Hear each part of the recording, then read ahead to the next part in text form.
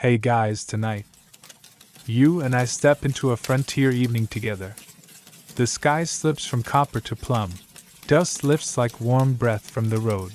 A lantern trembles awake over a wooden porch where the boards complain in tiny sighs beneath your boots. A piano inside a nearby room tests two timid notes and then, braver now, adds a third. Laughter pries at a door that can't quite finish closing. It feels welcoming, and it is. But here's your cheeky reality check. Between the grit in your teeth, the long walk back from the creek, and a town that measures time by how quickly the light fades, you probably won't survive this week without a good roof, a good friend, and a better drink. So, before you get comfortable, take a moment to like the video and subscribe, but only if you genuinely enjoy what I do here. If you're awake with us, drop your city and local time in the comments so the whole sleepy caravan knows who's keeping watch at which hour. Now, dim the lights, maybe turn on a fan for that soft background hum, and let's ease into tonight's journey together. You reach the bend of the main street just as sundown loosens its grip, and there it is, the room with the glow. Light spills through slats. Laughter leaks under a door that never remembers to latch. Glass taps wood with the steady confidence of a clock that intends to run all evening. The shingle is hand-painted, Saloons, because someone ran out of space, which is a fairly accurate metaphor for the West itself. The doors sway. Not those theatrical batwings on every novelty t-shirt. Tonight it's simply two stubborn planks that know their job and do it badly. Somewhere inside, a voice calls for another round with the same tone people in polite places reserve for. Please pass the sugar. Why so many saloons, and why do they appear first? Because the West is an economy of immediacy. Out here, money arrives in clumps, payday at the rail camp, a soldier's wage at the fort, a lucky poke from the creek, and then it wants somewhere to be transformed into company, heat, and a story. A saloon can be built fast, a plank bar, a mirror if you can haul one, a stove that purrs like a boxy cat, a keg on a chair, and a person with nimble wrists. That's the blueprint. The room opens before the paint decides whether it's dry. Mainstream fact, tucked behind the piano. In many boomtowns, the saloon is among the very first businesses to open, often before a church, sometimes even before a proper jail. It is the easiest way to turn raw coin into something a long day understands. You step in sideways, the way people do when they hope to be welcome but refuse to be surprised. The barkeep polishes a glass with the gravity of a judge, which is funny because the towel looks like it retired from being a sock at noon. A long mirror doubles the bottles in your hat, and yes, that glass traveled freighted upriver to a railhead, jostled across a prairie that shook it like a picture before pictures were invented. Historians still argue whether the American saloon descends straight from the French-leaning salon of New Orleans or from Rivertown grog shops that borrowed the word to sound upscale. Either way, your elbows don't care. Names arrive after needs. Tonight, the need is uncomplicated. You notice sawdust on the floor, not just for spills but to hush the room, to turn hard heel clacks into a soft shuffle that feels like snow in church. Quirky tidbit for your pocket. On gusty nights, some barkeeps mix crushed eggshells into that sawdust so it wouldn't clump. Frontier chemistry with breakfast leftovers. The piano in the corner is fully awake now, playing a tune that knows 3 chords and no enemies. A man laughs the way a wagon breaks. First a groan, then a rattle, then a decision. You take a stool that pretends to be level, and a second later it confesses, tilting you just enough to humble the ego and improve the posture. Consider it the West's chiropractic plan. Speed is the currency here, and the saloon is the fastest store in town. A blacksmith tells you to come back tomorrow. A haberdasher needs your head for 10 quiet minutes. The livery expects hay to become something useful. But here, the product is immediate: temperature, taste, and permission to stay in one place without apologizing for it. Another sturdy truth you can hold in lamplight. In railhead cattle towns like Abilene and Dodge City, the number of saloons balloons right when the herds arrive and wages rattle pockets like hail in a tin bucket. You don't need a ledger to see the arithmetic. You only need to watch how quickly a room full of dust-coated shoulders remembers it has spines made for leaning. Now look at the choreography. People stand where they can see the door. Regulars claim the lee side of the stove. The barkeep watches hands, not faces, because trouble announces itself with fingers long before it writes its name with words. The deputy steps in, not to menace but to be predictable, and he gets the same nod everyone else gets, which is to say, "Behave," but said kindly, with a smile that knows the way home. The only citizen allowed to be overheated is the pot-bellied stove, and it's really leaning into the roll. You can practically hear it complaining about the winter before it arrives.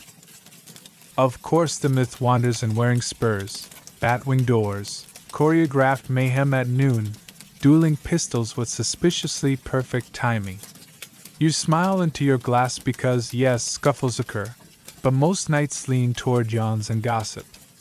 The dramatic question is whether the stew pot survives past 9, and whether the card deck remembers how to keep its corners.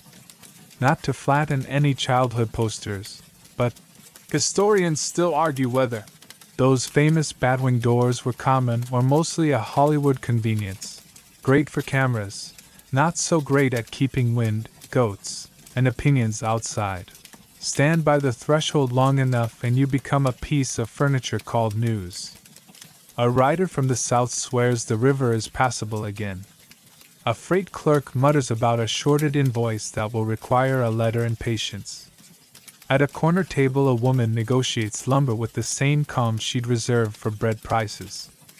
The saloon is not only liquid, it is a bulletin board that can afford to stay open after sunset, and that matters in a place where the post office might sleep in a crate and the telegraph operator keeps frontier bankers' hours. You learn who needs a hand, who needs a job, and who really needs to let their coffee cool. Another laugh curls along the bar as a story reaches its 5th draft. The barkeep claims the piano is a licensed notary. It witnesses every tall tale and signs them with a sour note if needed. You do not doubt it. The mirror does its other work too. It lets you watch yourself becoming a little less island and a little more archipelago, connected by the easy bridges of ordinary conversation. Maybe that's why glass is worth freighting this far. It doubles the room, halves the loneliness, and tells everyone they look a shade better under lamplight. Why the abundance? Because every frontier problem, distance, loneliness, irregular pay, wind, finds a modest solution in this bright rectangle. The saloon exchanges isolation for background noise. It trades dust for steam and wood smoke. It turns sudden wages into round objects that disappear at a pace you can control, one glass at a time. It offers, with a stubborn optimism, the idea that even if the day was mean, the night might be gentle. And gentle sells. Also, the chairs don't care whether your hat has a fancy ribbon. They squeak for everyone equally. Tip your hat back and let the everyday miracle land. In a landscape that keeps asking people to become islands, the saloon builds a bridge every evening and invites everyone to cross. By the time the sky surrenders its last thin pink thread, you've learned the first answer to our question. There are so many saloons because the West keeps inventing reasons to walk into one, and because a room that promises warmth, company, and immediate service is the quickest building a young town can raise. The rest, the games, the music, the rules, will unfold as you lean your elbows on the worn edge of the bar and listen for the next chord, the next laugh, and the next small rumor that pretends it isn't news at all.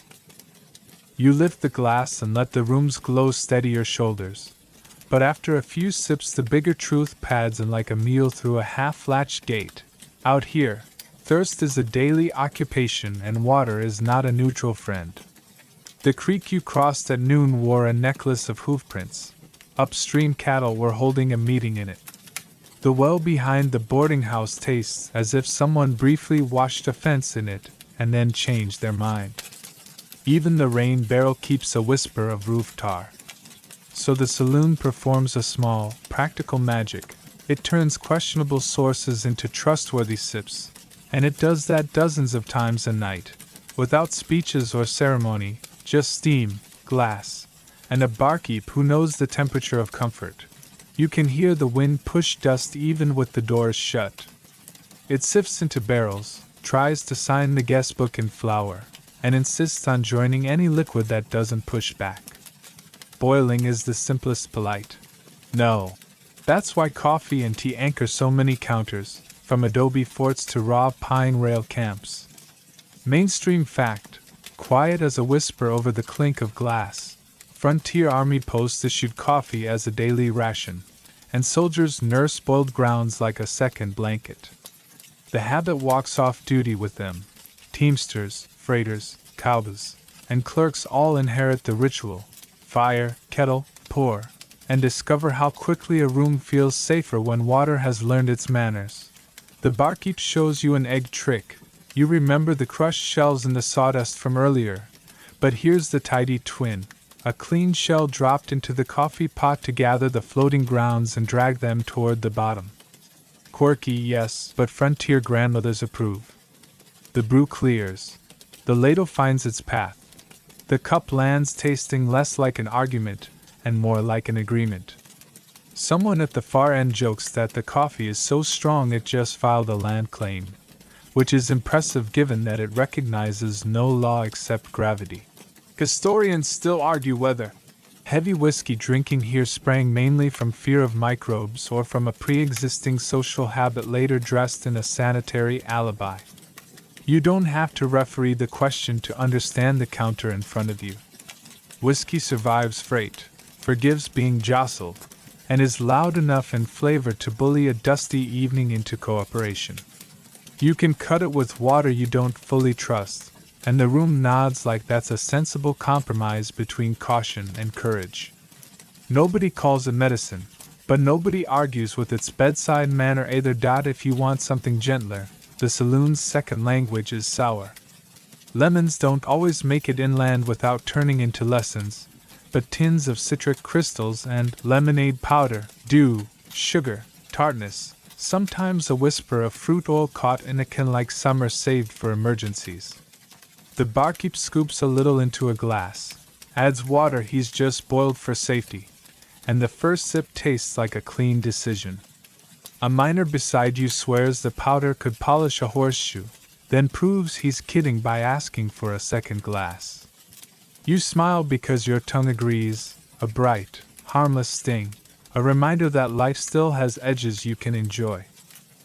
Other soft lulls arrive with old world roots, sarsaparilla and birch drinks sweetened with molasses or honey, a foamy root beer with backyard botany in its spine.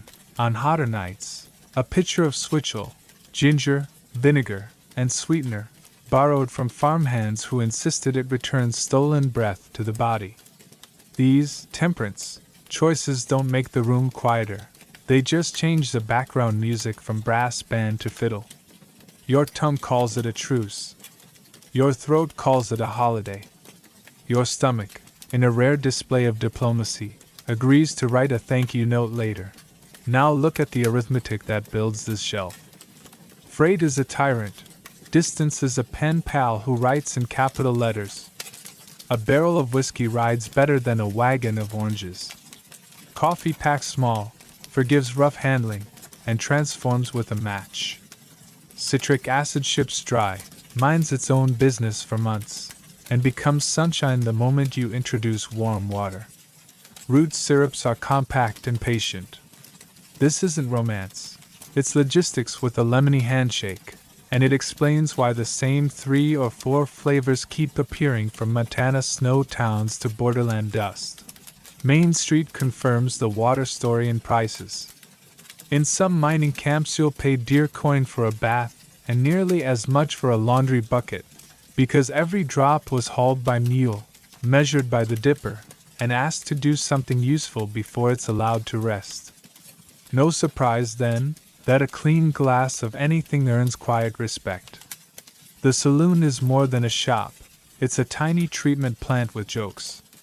A barrel in back, a kettle up front, a row of cups waiting like schoolchildren for attendance. When the lid clacks on the boil, the whole room loosens, as if the kettle has calmly read the riot act to microbes you'll never meet. If the town is young, the public well is younger, and the rules for protecting it are shy about enforcement. The wind delivers gifts no one requested. Chickens have their own ideas about property.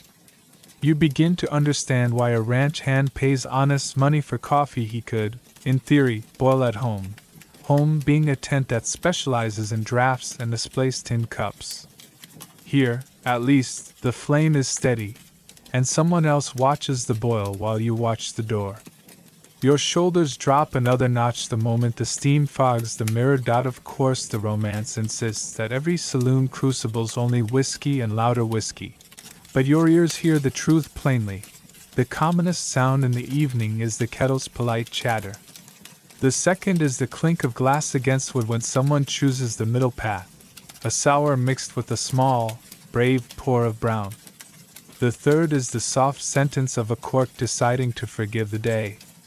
And if there's a fourth, it's the surprised laugh of a man discovering lemonade pairs excellently with news.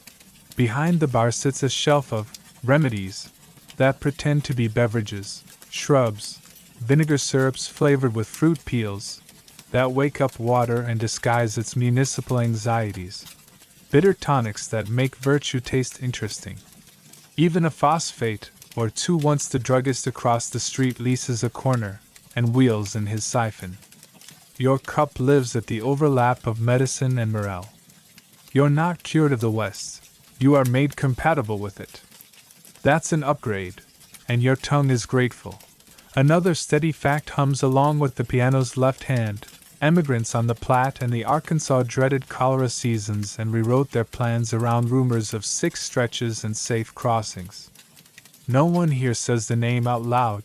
It's a bedtime show, after all, but everyone knows some rivers are chapters you don't want to read unboiled. The kettle keeps up its useful gossip, insisting there's more than one way to make water behave. There's a little theater to the pour. The barkeep warms the glass first, a courtesy borrowed from fancier cities and adapted to boards that lean. He aims the stream high to encourage a froth and taps the rim twice as if to say, "You're safe here." You notice the ritual because it calms the room the way predictable weather calms a garden. Third joke for the evening: the coffee isn't burned, it's frontier roast, which sounds heroic and tastes like somebody saved it at the last second with a story. Outside, the dust keeps its patient patience. It will be waiting in the morning with the same persuasive arguments it used today. But for now it bargains with steam and loses. Inside, the mirror doubles a short parade of bottles, 2 tins promising lemon anytime, and a jar of sugar pretending to be snow. You smile because you've learned better than to trust reflections, yet the room really does multiply comfort in its own way. Give it heat and patience, and it gives you liquids you can trust, almost as if reassurance itself could be poured, stirred, and shared. By the time you set the empty glass down, the barkeep has already placed a clean one by your sleeve. He nods toward the kettle. You nod back. The transaction is as old as doubt and as modern as a sigh. Underneath all the talk of wages and luck, this quite a reason for so many saloons hums steadily. Every evening they answer the frontier's ordinary question: what can we drink that won't trouble us? Habit grows from that answer, and habit, politely, keeps the doors bright. Your pocket feels heavier tonight, the kind of heavy that makes the fabric swing like a bell and tells every step to announce itself. You came off the ridge with a day's grime and a week's doubt, and now you stand where pay becomes sound, the jingle of coins, the thud of a small buckskin poke, the hush that follows a signature. Money in the West doesn't arrive like a polite salary. It shows up in lumps, after a drive, after a good claim, after a muster, and the first bright room that knows what to do with sudden weight is the saloon. chairs that don't interrogate you, a stove that forgives the wind, a counter that exchanges cash for a predictable series of comforts, temperature, company, and flavor measured by the glass. You shoulder through the door, remember, not the famous badwings the dime novels love, and the mirror doubles your new wealth just long enough to make you laugh. A truth you can taste under the kerosene. Lump sum money wants to become stories. The barkeep smiles in the manner of a banker who also knows jokes. Sit with your back to the stove, he says, so your good fortune doesn't catch a chill. First joke of the night. Your coins immediately attempt gymnastics, trying to vault from your pocket to the bar as if they trained all year for this. Miners understand this choreography best. They are paid by weight, by contract, by luck, and by the patience of gravel. Some carry gold dust and little leather pokes that feel like a warm mouse in the palm. Others have silver or copper coin that has seen more saddlebags than sunlight. Mainstream fact, steady as the kettle's breath. Many camps kept scales at the bar so patrons could trade dust for drinks by the pinch, or by the dram, a practice imported from earlier rushes and polished by necessity. You watch the barkeep flick open a small balance, its pans shining like a pair of moons. He uses a trimmed goose quill to lift a careful pinch, less than a teaspoon, more than a wish, and the beam settles like a tired wagoneer. Payment made, glass poured, and no one has to count out damp dollars with shaky hands. There's a rumor attached to those scales, and it walks into rooms like this as easily as you do. Quirky tidbit. Some say certain bars painted pitch or molasses on the floor near the rail, so the fine dust that drifted from careless pokes settled into a sticky harvest and was scraped up later. Is it clever frontier thrift, or just a story designed to make a barkeep seem like a Bond villain with a broom? Historians still argue whether sticky floor gold catching was widespread practice or only a tall tale told by men who didn't want to admit they tipped poorly. You keep your poke sipped and your boots respectful, just in case. Now slide your gaze down trail, where a different population moves in tides. Cowhens drive beeves for weeks, sleep under skies that don't blink, and get paid in a gust all at once, months of wages, suddenly heavier than their belts. When they hit the railhead, Abilene, Ellsworth, Dodge, the town inflates like a lung. Saloons multiply because every seat is a pressure valve. Your boots remember the dust of that street, stockyard smells, fiddle music falling out of open windows, stew steam rising like a promise. You take a table and measure your evening by small coins instead of clock hands. The room is generous, but it's not reckless. Despite the posters and myths, most nights are a choreography of quiet, men lining up for a shave and a bath before they line up for a beer, someone shipping wages home, someone buying new socks like they're purchasing a fresh future. Joke number 2. Your willpower says it's just stepping next door to check on the mule and will be right back. It returns with a lager and an apology. Wages don't just want to be drinks, though. They want to be time. That's what the saloon sells when the work sells your hours by the cord. A card table with its own polite small weather, where faro and poker allow coins to practice social skills. A pool room where you can shoot at problems that keep still. A piano that knows the key of payday and the key of missing home. This buying of time is why the room sprawls into secondary trades. A barber chair in the corner. A boot black under the stairs, stew that pretends to be better than it is in order to become exactly good enough. You pay because you can, but also because spreading out your new weight across an evening feels like sanity. Soldiers fold into the scene differently. At the fort, pay parade is a ceremony, names called, envelopes handed, the wind turning ribbons into punctuation. The post trader, half grocer, half saloon keeper, waits with a ledger and the most persuasive coffee on the frontier. Mainstream fact worth tucking under your hat. Enlisted men on the frontier often received monthly pay that could be delayed by weather, paperwork, or the slow humor of supply lines. When it finally arrived, a portion of it frequently flowed to the post-trader for necessities and small luxuries, including the occasional measured drink. The soldier's ritual is steadier, less tidal, but the logic is familiar. Coins become warmth, voices, and a rhythm not set by bugle. Watch how the barkeep becomes a kind of short-term banker. In some towns he holds a man's envelope behind the bar, doling out coins across the week like a careful uncle. In others he trades tokens, a small brass disc for a beer or a bull, so that value can nap in a pocket without arguing with the rain. Chalk marks bloom on a board. Your name learns to read its own tab. The saloon doesn't make you rich or poor, it makes you paste. Joke number 3. Your budget stands on the bar, clears its throat, and asks for a glass of water, which, thankfully, we now know how to trust. You wrap your fingers around the glass and absorb another quiet truth. Irregular wages mean irregular moods. A saloon regulates both. When money comes in floods, the room spreads it into streams. One for stew, one for a shave, one for a dance. When money comes as a trickle, the same room invents the small cheap rituals that allow clever dignity. Coffee by the stove, a single game of checkers you pretend to be very bad at so it lasts longer. Lemonade powder transformed into patience. Historians still argue whether these rooms primarily drained communities or sustained them, but your shoulders know tonight's verdict.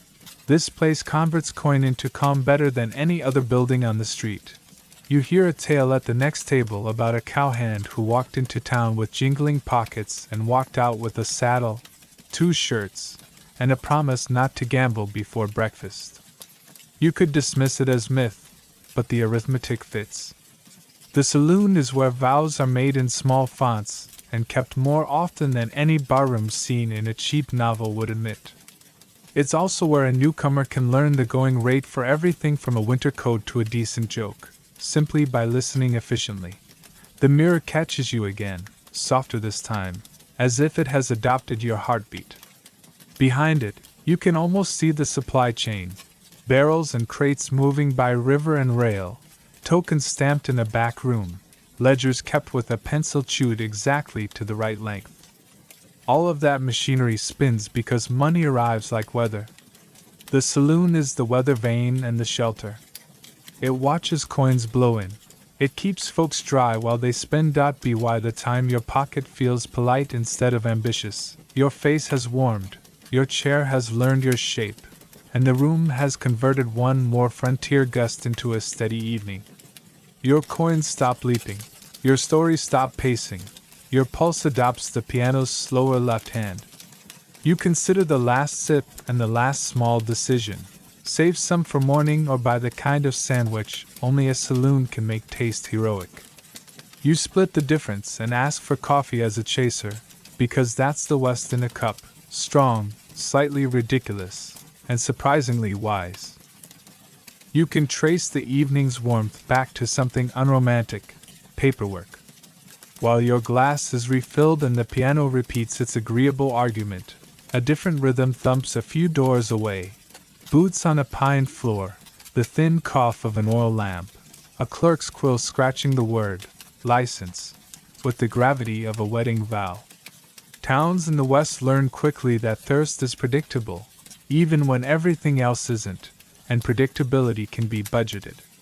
So you watch your coins drift across the bar and you imagine the council chamber, where those same coins will come back tomorrow wearing uniforms, some as planks for a boardwalk, some as a night watchman's wage, some as the stubborn nail that secures the schoolhouse bell rope. There's a posted notice by the door you came through, hand-lettered, just shy of tidy, stating the fee for selling spirits within town limits.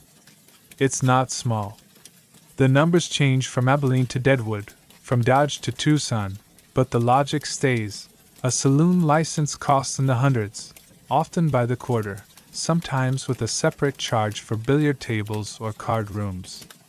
Mainstream fact to tuck in your sleeve: municipal income in many frontier towns lean heavily on liquor licensing and fines, especially before stable property taxes matured.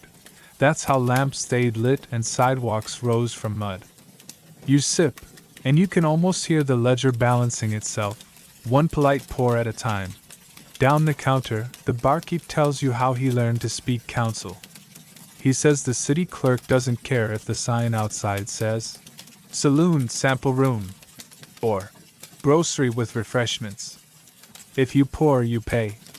The clerk's eyes are kind but calibrated like a scale on payday. He stamps the license with a seal that has more confidence than the building it lives in, then says the hours, the rules, and the penalty for forgetting them. Historians still argue whether these ordinances were primarily about public order or revenue extraction dressed in Sunday manners. Your nose in the glass suggests it's both, depending on wind direction and election season. Quirky tidbit for the mantle. The billiard table isn't just furniture. In many towns it has its own tax. The table pays rent to the city every month like a quiet tenant with chalky fingers. If there's a piano, someone might call it a concert license. If music steps out onto a small stage, the room gets to buy a theatrical permit, as if Hamlet might stroll in with spurs. None of this is cynical. It's municipal improvisation. A road crew's wages have to come from somewhere, and that somewhere tonight looks like foam sliding down a glass with admirable posture. You feel the rules at work even when you don't read them. The barkeep counts the cash drawer at a practice tilt. The deputy passes, making a mark in a little book that could be a hymn or a grocery list. Closing hours hover like a bedtime story everyone already knows. Fines have their own personality. Ride a horse too fast down Main. Pay the school's chalk bill. Forget to douse your lantern before midnight. Contribute to next week's gravel. Stage an argument so loud that even the stove blushes. Donate to the fund for new planks so boots stop diving into spring mud. First joke of the evening. Your laughter adds a coin to the "don't gallop indoors" jar. The town insists it's a real rule and you don't ask to see the horse. Inside this arithmetic, you notice how licenses build civility by accident. A saloon that has paid good money for permission begins to police its own temperature. The barkeep protects his investment the way a rancher protects a fence in wind season. House rules. No revolvers at the bar rail. No throwing glasses at the mirror that costs 2 weeks' freight. No noise after the bell that makes the church across the street wake up cranky. Become unofficial law because official law collects rent through them. The room lowers its voice a half step, and the piano answers with an obliging smile. You picture the council meeting again. A member proposes raising the license fee to pay for a night watchman who is less theoretical than the last one. Another argues for a lower fee because this winter will be lean and empty buildings don't pay anything. Historians still argue whether raising costs drove out the rougher rooms or merely pushed them just beyond town lines, where liquor flowed without the comfort of lamps or the reach of the deputy's predictable route. Either way, you learn to keep an eye on the county line the way a sailor watches a shoal. It changes the currents. There's ceremonial humor to the annual renewals. The barkeep dresses like a bookkeeper and brings cookies to the clerk, because sugar has a known effect on bureaucracy. The clerk pretends to be immune, which lasts until the second cookie. Renewal Day becomes an unofficial holiday for the town's supply chain. Coopers mention barrel prices, Teamsters compare axle grease, and the bottle merchant swears next year's glass will be unbreakable. Joke number 2. The license paper is so crisp you could slice bread with it, which would be convenient except you already paid the baker's tax yesterday. The fines walk around town visible as improvements. You feel them under your boots, the way the boardwalk boards don't flex like they used to, the way a new lantern throws a cleaner circle so the street stops pretending it's a canyon, the way the courthouse door finally closes without composing a sonata first. This is how many saloons becomes many small amenities. Each glass whispers a coin into the general good. It's not noble, it's practical. Virtue is a ledger that learned to smile. Not every town harmonizes.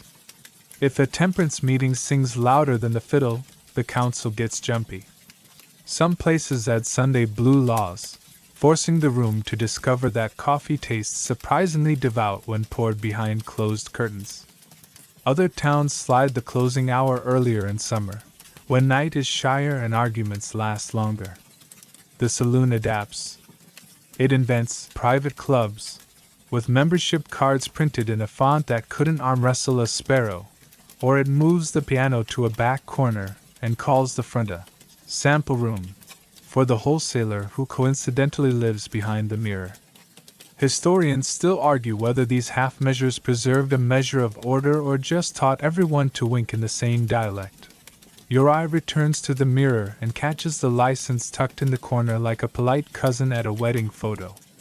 It's a talisman, proof that the room belongs not only to the barkeep and the regulars but also to the town that expects to see its name spelled correctly on nice paper. If the deputy points to it, the barkeep nods without looking. If a newcomer asks, the barkeep taps the seal and says, "Paid through March," with the contentment of someone who knows what the next 3 months can afford. The kettle hisses its agreement. It knows that fuel costs too, and that part of tonight's coin will become tomorrow's woodpile. Remember the crushed eggshells and the sawdust? The same thrifty instinct governs public money. Stretch the needed things, polish the ordinary, spend where it quiets the most trouble. A gallon of lamp oil can domesticate a whole block of shadows. A night watchman with a steady walk can convince the piano to stay brave where it stands. Joke number 3. The watchman claims he's paid by footsteps. He slows down near the bakery to boost his wage in buttery increments. It's tempting to imagine the West as a pure contest of grit and luck. But the saloon reminds you it's also a contest of receipts. You finish your glass and hear the softest sound in the room, the scratch of a pencil as the barkeep tallies the day. That number will travel. It will sit under an oil lamp in a room that smells like chalk and pine, and it will decide whether the town buys a new bell rope, fixes the bridge that keeps courting the river, or hires one more person to walk slowly past this very window when the moon climbs. That's why there are so many saloons, because towns learn that people buy evenings the way they buy nails, and because licenses turn those evenings into roads, lamps, and a little bit of safety you can feel in your shoulders. You step outside for a breath and the boardwalk doesn't wobble. A new lantern trims your shadow. Somewhere, the clerk folds a license with silly care, as if he were tucking in a child. You smile, because in a way he is. The town sleeps better when the seal's ink is dry, and so do you. The license on the wall stares down like a polite chaperone, while the real courtship happens at the counter. A saucer of something salty sidles up to your glass, and you realize the room is fluent in appetite. A slice of ham glistens beside a hill of pickles. A crock of mustard frowns cheerfully. Crackers lean like shingles in a tidy stack. You didn't ask for dinner, but the house insists, and the house is persuasive. The barkeep claims it's just to keep you from toppling off that stool, which is both kindness and strategy. Out here, a free lunch is the most charming arithmetic in town. You taste and instantly want to sit. The pickles know exactly what they're doing, and the cured meats have written love letters to your thirst and brine. That's the trick. Salt turns into margin, and margin keeps the lamps honest. Mainstream fact, as steady as the kettle's breath, throughout the 19th century, American saloons, West and City both, offered free lunch, with a paid drink, a spread that could include bread, cheese, cold cuts, pickled eggs, oysters where transport allowed, and the ever-faithful pretzel. The practice becomes so common that newspapermen write about it like weather, and reformers sigh about it like weather, too. You nibble, and your glass lowers itself by half without consulting you. The counter at noon is different from the counter at dark. Midday, workers drift in with dust on their cuffs and take a plate the way a church takes a hymn. There's a large tureen labeled stew. The label is accurate in the sense that heat happened, and a tray of hard-boiled eggs turned philosophical by vinegar. Quirky tidbit. Some bars kept those eggs in a jar on the back bar, floating like pale moons, and claimed you could divine tomorrow's weather by which direction they pointed when you fished one out. You are not sure if that's science or lunch entertainment, but the egg tastes like a wise decision either way. What the room is practicing has a modern name, loss leader, but you don't need a glossary to feel the net being woven. One beer pays for your place at the rail, the second pays for the pickles, the third quietly subsidizes the piano tuner who visits on Tuesdays with a pocket full of wrenches and opinions. Historians still argue whether the free lunch began as sincere hospitality in immigrant beer halls or as straight-eyed marketing sharpened by competition. But by the time it reaches the cattle towns and mining camps, it's both a ritual that feeds you and teaches you to linger. Lingering is the coin's favorite hobby. You accept a small brass token from the barkeep, good for one beer, and roll it in your palm. On one face, the saloon's name, on the other, the price your pocket keeps forgetting. The token winks, first joke tonight.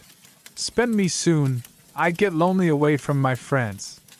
These checks solve a dozen small problems. They make change when coin is scarce.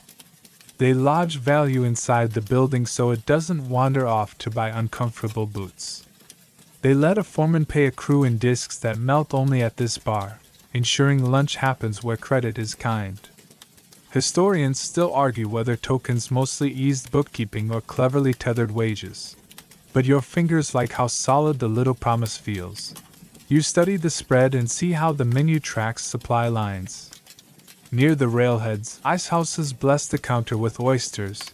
Yes, oysters, shipped in barrels packed with cold sawdust and audacity. In lonelier districts, the sea becomes a tin, sardines, salmon, condensed milk to coax coffee into being nicer than it woke up. Cheese comes in wheels big enough to moonlight as a table, and the knife that lives beside it has a handle polished by 1,000 small optimisms.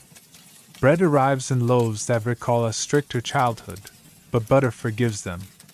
The vinegar barrel stays generous, because it's the cheapest way to make simple food taste like it knows a story. There's a sign over the lunch counter that says something like, "Help yourself, be fair." Fairness is monitored by the room's attention rather than a measuring spoon. It's wonderful theater, because generosity polices itself when half the town is within 3 feet of the mustard. Someone takes a slice too thick, and someone else cracks a joke that trims it back down next time. Second joke. The ham claims it's strictly here for moral support, but somehow it keeps leaping onto your bread in perfect, ethically ambiguous folds. Free lunch lures in more than thirst. It gathers news. Carpenters lean on elbows and compare lumber prices. A woman with ink on her fingers asks if anyone has seen a new town notice about dogs on Sundays. A prospector whispers the rumor of a promising dig where the gravel shines like it forgot to be serious. Lunch becomes bulletin board becomes marketplace becomes loyalty. You can feel the barkeep's plan, feed bodies then feed habits. Behind the counter, a chalkboard grows elegant. It lists today's lunch, but mostly it's a ledger of favors. A tab for a cowhand who'll settle after he ships a letter home. 2 tokens advance to the track layer whose paymaster has the flu and a complicated relationship with punctuality. A note that the piano tuner's wrenches are not to be borrowed for wagon repairs, because last time they came back holding grudges. The free lunch isn't free, it's a social contract written in crumbs. You sign with your smile and a second glass. Reform walks by the door sometimes, hat firm, pamphlets convinced, and mutters about the way salt can coax more coin from a man than he planned. Some towns experiment with no free lunch ordinances, others cap the menu as though a law could tame mustard. Historians still argue whether those rules protected wages or merely redirected them into less public corners. The saloon adapts with frontier agility. If the council bans sandwiches, the room invests in complimentary relishes. and a stew that technically lives across the alley and just happens to visit at mealtimes. If oysters become a scandal, sardines rise to the occasion holding tiny silver briefcases. And then there's the advertising, the painted mirror promising a particular lager, the signboard praising a whiskey as if it rescued a dog from a well. Brands arrive with their own tall tales, and the free lunch becomes their stage. A traveling rep leaves a crate of glasses etched with a logo. Patrons adopt them like favored mugs. Your drinking community, as much as you're drinking barley. Third joke. The pretzels insist they're spokesmen for temperance because they're technically dry. But you have a feeling they're on the brewery payroll. Remember our earlier sawdust trick? The barkeep sweeps around the lunch table last, letting the salty crumbs linger as long as dignity allows. He'll spread fresh sawdust with a pinch of those crushed eggshells so the floor stays friendly under a crowd shuffling for pickles. It's both hygiene and marketing. The room smells like wood and spice, not spillage, and your boots make the contented hush of a dozen satisfied appetites. By dust the lunch fades to a plate of stubborn crackers and a single egg that looks like it could hold a grudge until spring. Supper belongs to the boarding houses and the cookshops, but the halo from lunch stays. You already know where you'll stand tonight, where the token will become foam, where the mustard will act innocent. You already trust the hand that refills the kettle and the hand that sets out the cheese in respectful wedges. That's the quiet genius of free lunch. It converts strangers into regulars, and regulars into furniture the room is proud of. You brush the crumbs from your sleeve and find a last pickle because that's what last pickles are for. The small green door between afternoon and evening. The piano clears its throat. Outside, a breeze tries the handle like an old friend. Inside, the arithmetic smiles and tidies itself away. There are so many saloons because so many evenings need soft beginnings, and because a plate of kindness beside a glass turns commerce into custom. You pat the token in your pocket and feel how loyalty can be minted, salted, and served. You drift from the crumpled lunch counter toward the green baize like a moth that read an etiquette book and decided to behave. The piano softens into a patient vamp. The barkeep inclines his head toward the side room where time stretches differently. The sawdust, with its dignified pinch of eggshell, hushes under your boots, as if even the floor whispers. Place your bets, but softly. These tables aren't just furniture. They're weather systems.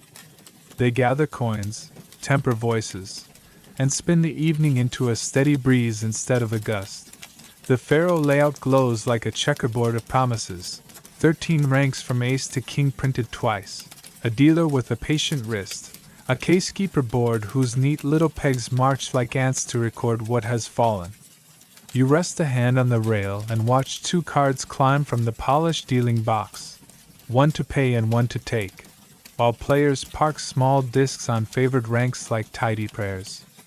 Mainstream fact, as steady as the kettle, in much of the 19th century West, faro was probably the most commonly played gambling game. Poker gets the posters, but faro ran more rooms, more nights, with a layout you could teach in a minute and play until the stove went drowsy. You pick up the dialect quickly. To copper, a bet is to set a tiny square on your chip to reverse it, rooting against your chosen rank as if you've decided to boo politely. 2. Call the turn is to predict the final 3 cards, a parlor stunt that makes silence lean in. Dealers prefer neat stacks. You oblige, partly out of courtesy, partly because a stack looks like a promise behaving itself. Quirky tidbit for your pocket. Some houses rubbed a dot of grease beneath the casekeeper's pegs to stop squeaks, since folks swore noisy pegs scared luck. Frontier physics, fully peer-reviewed by superstition. First joke tonight. Your poker face applies for a job and immediately takes its lunch break. The dealer's hands stay high and slow. The casekeeper stands where every peg is visible. The layout gets brushed before the first card as if to dust off even the idea of unfairness. And still, Historians still argue whether Pharaoh's long dominance owed more to elegant rules or to the house's discreet advantages.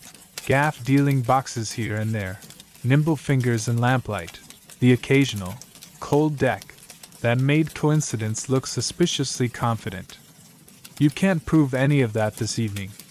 You can only see how suspicion is managed, open palms, tidy pegs, and a tempo that invites you to breathe between wagers. Across the doorway the pool room exhales a different hush, the chalky, pleasantly geometric quiet of angles making sense. The table, a slate bed leveled with a faith bordering on religion, and if we're honest, a cartridge case shim or two, wears its green like spring in a cold town. Balls murmur when they kiss, Q-tips, little leather hats invented decades earlier, bite the ivory with manners. Mainstream fact to chalk on the rail. In many towns a saloon paid a separate fee or tax for billiard and pool tables. One more reason the license on the wall, remember it? Watches the games like a polite chaperone. Pool charges by time, which is elegant because it sells minutes instead of luck. A chalkboard in the corner tallies starts and stops with the gravity of a train schedule. The barkeep glances in, not to hurry anyone, but to braid the room's clocks together. He loves games that pace a crowd. A saloon with steady tables can keep the stew warm, the coffee honest, and the back door dull. Second joke rides the chalk dust. The little blue cube insists it's a meteor. Every time you tap it, it falls from space and gently improves your odds. Poker holds court at the third table, wearing a quieter smile.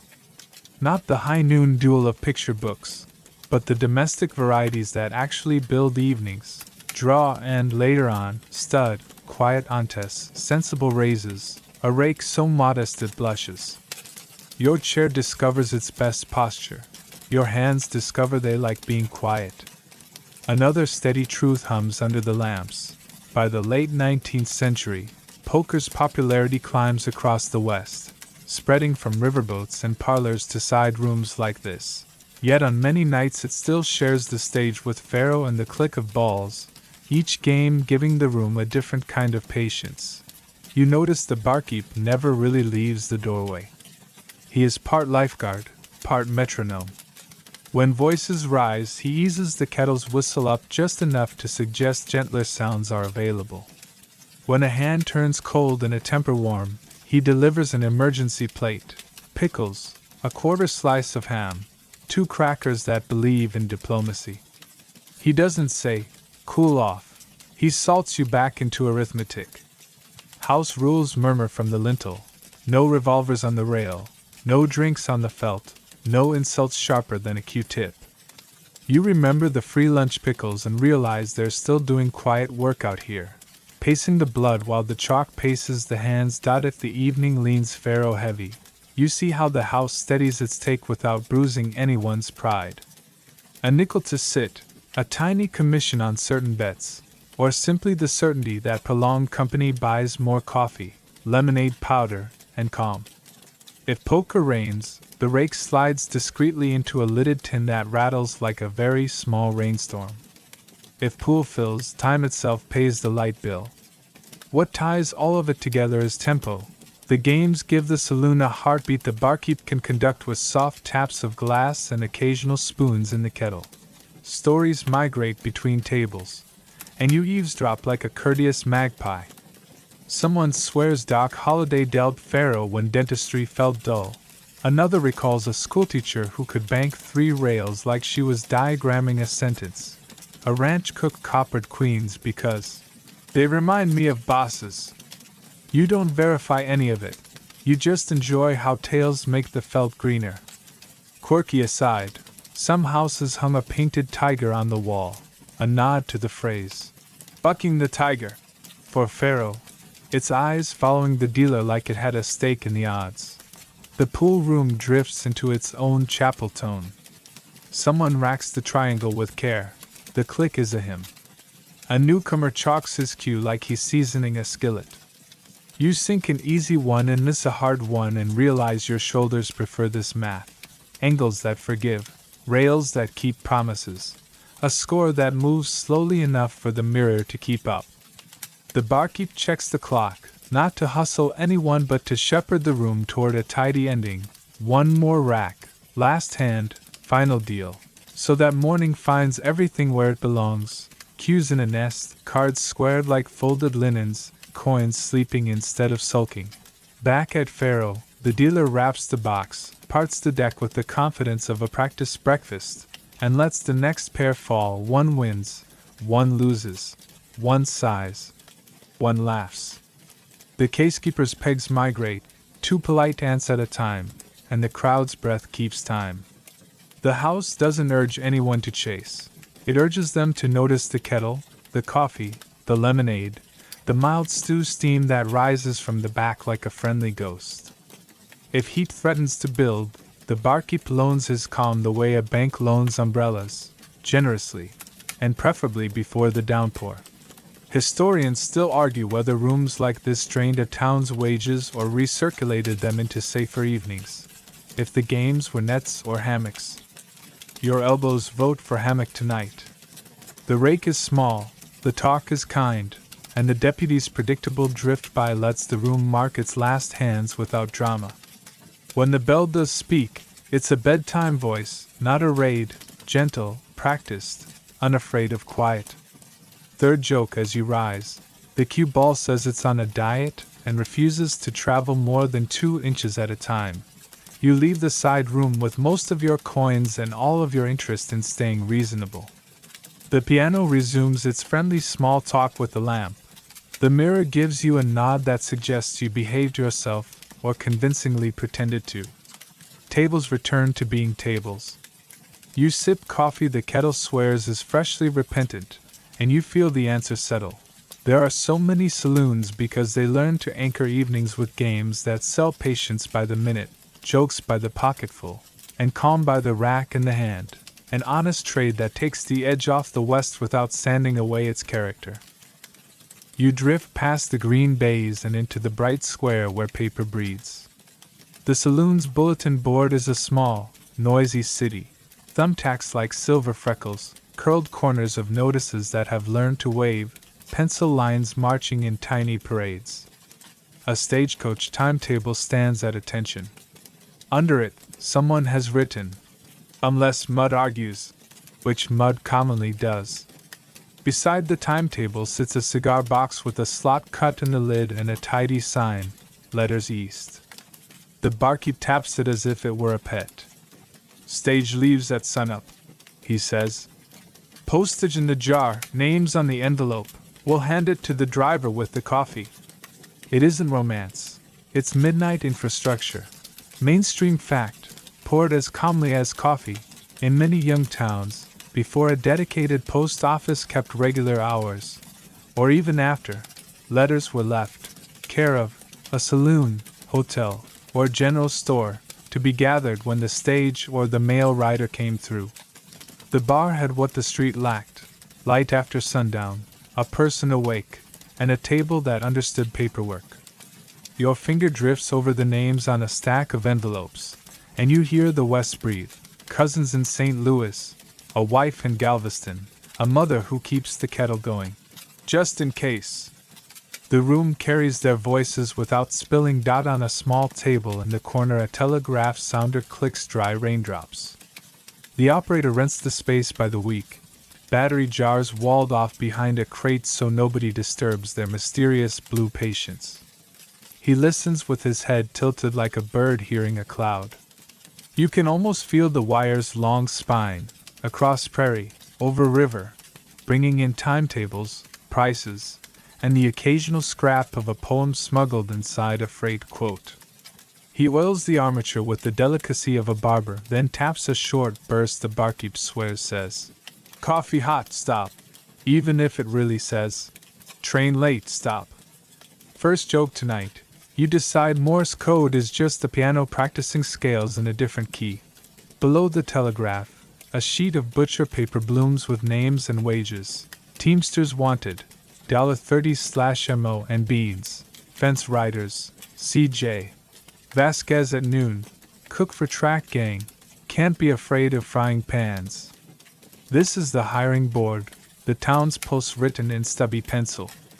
A ranch hand you saw last night rubbing chalk into a Q-tip is now rubbing his signature into a line for tomorrow's work. A freighter looks for an offsider who can talk to mules without getting personal.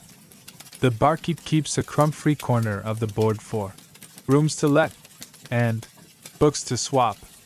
Because commerce isn't only wages, it's also sleep and stories. You study the handwriting. Some notices sit gentle and polite. Others shout with all caps that believe their own hats. The languages stack like neat sandwiches, English first, then a line in Spanish, sometimes a little Chinese in graceful verticals when the railroad crews drift through. Quirky tidbit: a few houses keep a communal pencil on a string made from braided horsehair because twine vanishes faster than patience. It writes surprisingly well and can be spotted from across the room, as if the pencil were wearing a lariat to keep it honest. The barkeep plays postmaster without the hat. At sundown he calls names from a wooden tray. Letters for Boone, for McCrae, for Miss Quinn. And if someone can't read, a regular reads aloud with the privacy of a whisper. No one makes a show of it. You've already learned the saloon secret. It can be loud without being rude and helpful without auditioning for sainthood.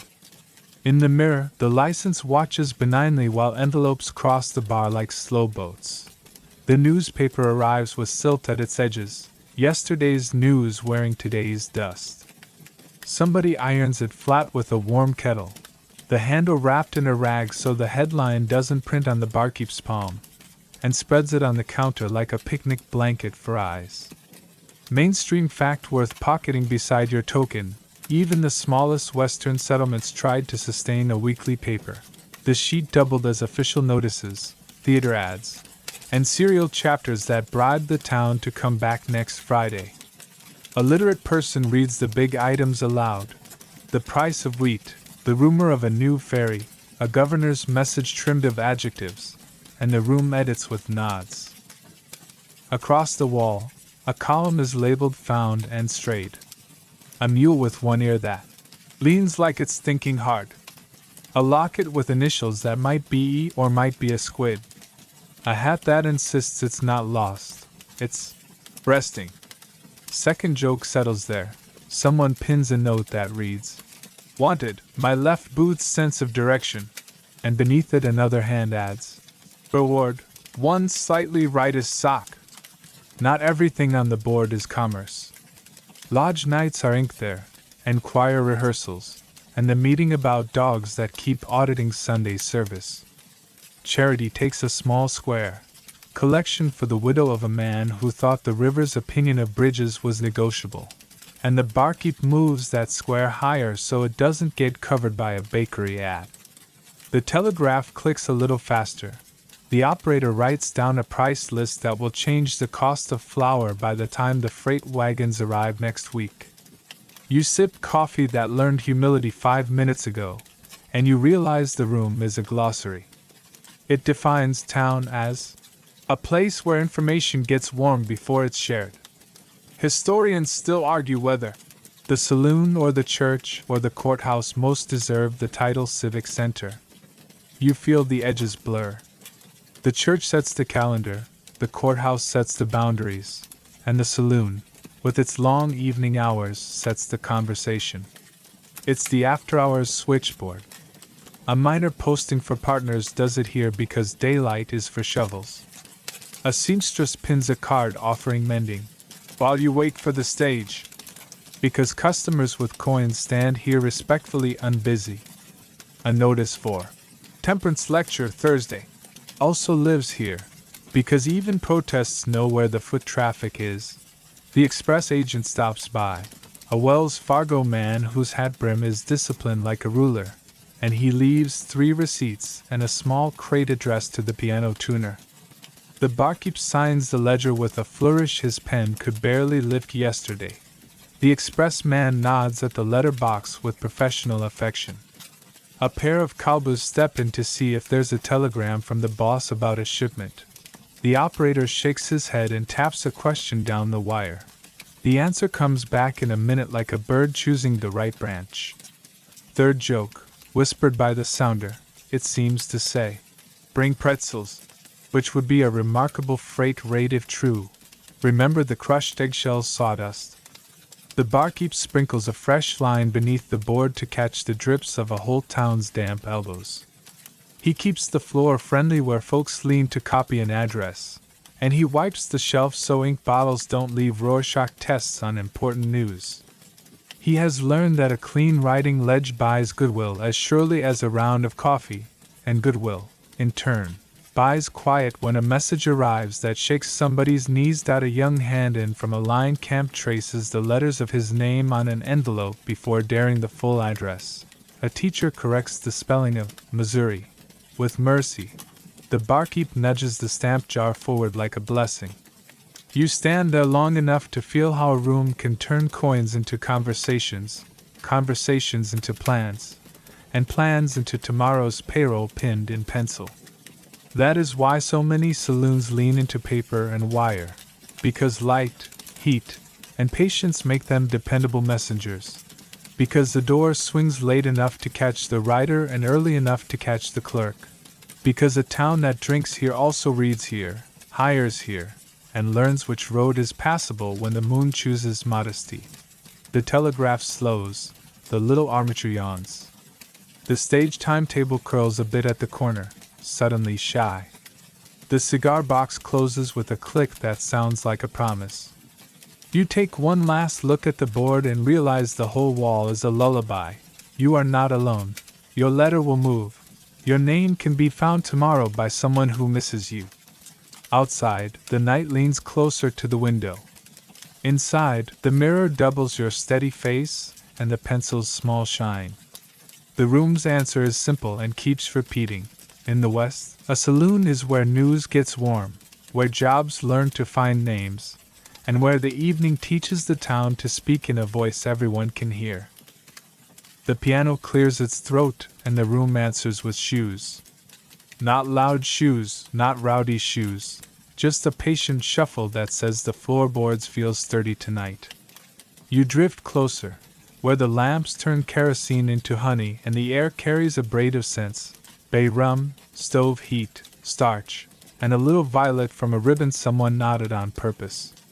The first chords are a waltz that remembers how to be gentle. Your boots, which previously specialized in dust and opinions, try to be polite. They almost succeed. First joke, your two-step accidentally adds a third and a half. The kettle claims credit for extra rhythm. Mainstream fact, tucked right into the melody.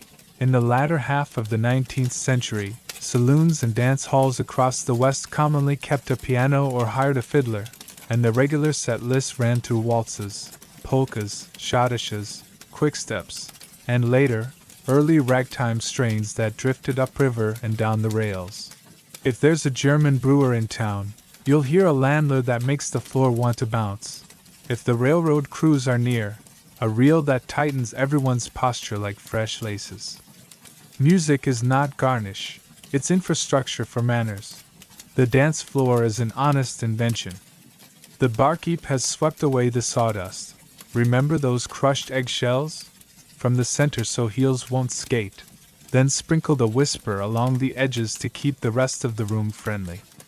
A floor manager, in a neat vest, patrols like a shepherd who studied etiquette. No spurs on the boards, no hats poking the chandelier, no revolvers while attempting grace. The sign says, "Tickets 10 cents, 2 dances," and a tin on a stool eats nickels with gratitude. You buy 3 without thinking because your shoulders want to match the lamp's very reasonable optimism. Careful flirtations live here and pay rent.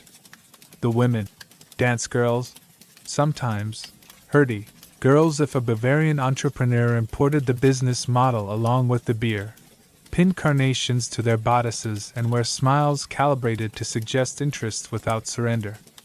They sell dances, not promises. The floor manager keeps time and distance. The clock behind the bar becomes a chaperone with a good ear. Historians still argue whether The hurdy-gurdy houses of mining towns were primarily dance enterprises with strict rules, or the front rooms of broader vice. What your eyes witness tonight is choreography that keeps everyone comfortably between those two sentences. Quirky tidbit to pocket between tracks. On some nights, when the piano's temperament wandered, a clever fiddler rosined with a mixture of pine sap and sugar to fake warmth in a cold room. And a few houses nailed a thin plank beneath the stage, called a stamper, so the audience could pound time with boots and make the band sound bigger without buying a horn. If no drummer could be found, a man with a pair of spoons and thimbles on his fingers might provide percussion, his hands making a polite clatter like silverware applauding soup. You step onto the boards with a ticket folded like a small secret. The woman you approach tilts her head, reads your hat, your hands, and your mood the way a capable nurse reads a fever.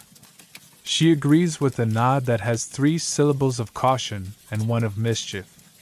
When the waltz begins, you discover the West's most useful invention after matches: a partner who knows how to keep the conversation between shoes. You measure the room in slow circles, the mirror catching lamp fire, the license paper watching like a satisfied lawyer, the deputy drifting by with the bored serenity of a cat that has already inspected the furniture. Boundaries hum beneath the melody. A hand at shoulder blade height is fine. Higher is ambition, and ambition is told to step outside for a lecture from the wind. Anyone who tries too much enthusiasm meets the floor manager, who can remove a man from the room without wrinkling his own cuffs. This is why the saloon can host flirtation and still sleep well. The rules are posted, but more importantly, they're practiced. Tickets exchanged for minutes, minutes exchanged for laughter, laughter exchanged for a polite bow that leaves everyone's pride exactly where they found it. The piano, which thinks in hammers and philosophy, shifts to a schottische that feels like a brisk walk pretending to be art. You've fallen behind a pair who could dance on a moving wagon and keep the lanterns safe. When the tune ends, a tray of lemonade powder appears as if conjured, and the barkeep plants coffee near the corner where shy newcomers choose to be brave. Second joke floats with the steam. The kettle swears it can play Annie Laurie in E-flat if someone will give it a saucer and a chance. On a small shelf, the player lays out sheet music with titles that sound like postcards. Bonnie Doon, The Arkansas Traveler, Peek Boo Gallop.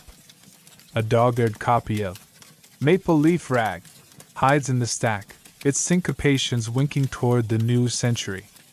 Historians still argue whether ragtime reached Cowtown floors earlier through riverboats, or through traveling pianists who learned it in city beer halls. But you can feel the future tapping its foot just off stage. For now, the room prefers what the room knows: a polka that forgives left feet, a waltz that forgives nerves, and a march that forgives time itself. Between sets, the boarders from 2 doors down haul in a barrel stave and do a heel anto that sounds like polite hail. Someone strikes up Turkey in the Straw, and a boy with a jaw harp makes a twang so earnest the mirror smiles.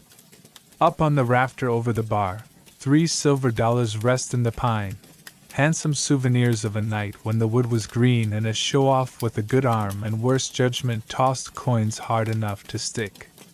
Are they really silver? The barkeep says without blinking. Of course. Which is Frontier 4. The story is better this way. That's your quirky ceiling fact. Fun to point at, unwise to retrieve. The stage corner hosts a box, framed by curtains for the occasional traveling actress or comic. On those nights, the saloon buys a theatrical permit from the clerk. Remember that tidy stamp, and the floor manager earns overtime training the room to clap like citizens instead of wolves. The performers repay the favor with a song that winks at everyone without winking at anyone in particular. The jokes land like pillows. The applause lands like rain that remembered to be quiet after midnight. Near the door, brand reps from a brewery hand out paper fans printed with lager cherubs who look unconcerned about licensing. The fans stir the warm air, and along with it a braided perfume, bay rum from the barber's chair, floor wax, a breath of lilac water, and the clean metallic shy of coins in motion. A girl at the punch bowl declares that lemonade and coffee are officially friends now. She might be right. The room's diplomacy keeps growing new treaties. Watch how the barkeep pays the band, part salary, part hat passed between tunes, part slices from the ticket tin. The math makes sense because the music does more than charm, it calibrates. The right tempo keeps jokes from turning into dares. The right volume lets talk happen without shouting. The right pauses give the floor manager time to sight along the boards for trouble and find none. This is commerce shaped into civility. It sells calm in measures and returns change in smiles. Historians still argue whether the West dance floors offer genuine social mobility or just rehearse the hierarchies of daylight and softer shoes. You spin once more and decide the truth is untidy. On some nights, a ranch cook leads the set with a schoolteacher and both leave grinning. On others, a rich man flattens the tempo with his ego and the room waits him out. But most evenings rise to the level of their rules. Be polite, be brief, be kind with your feet. Their joke finds you as the final waltz sighs to a close. Your hat, which has no training in choreography, attempts a bow on its own. You rescue it. The band laughs in the key of mercy, and the floor manager stamps the last tickets with a satisfied tap that could almost be applause.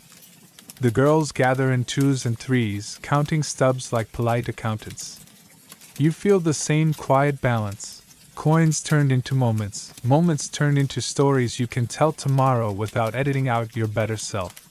The piano lid closes with a soft, well-oiled amen. Outside, the wind rehearses a minor chord.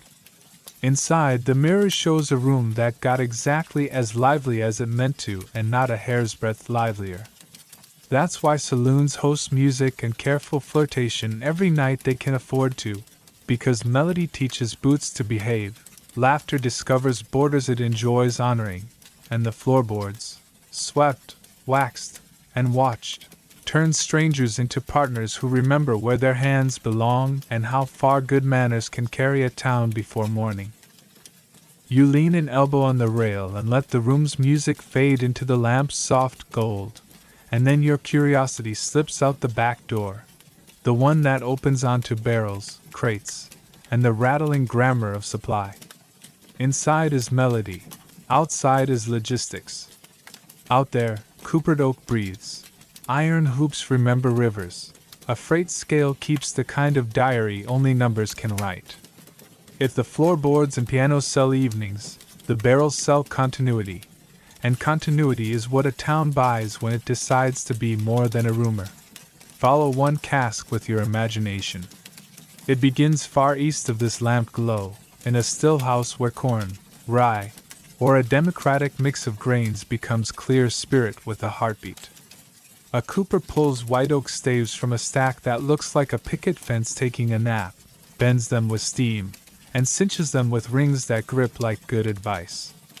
The inside gets fire, sometimes a light toast, sometimes a deeper char that leaves a constellation of blistered sugar ready to color the voyage.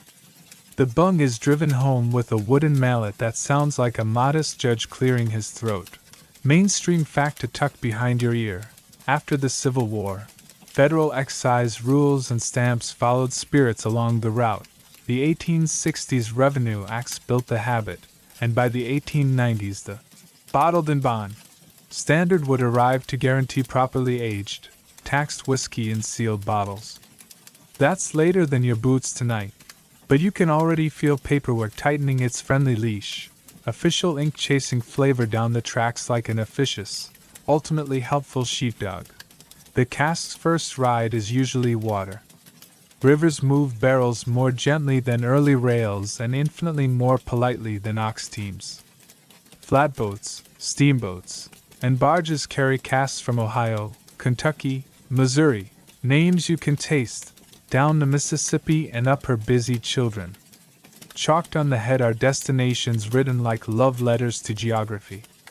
Then rail picks up the thread, cars rattling west with barrels wedged nose to tails so tightly they gossip through the wood.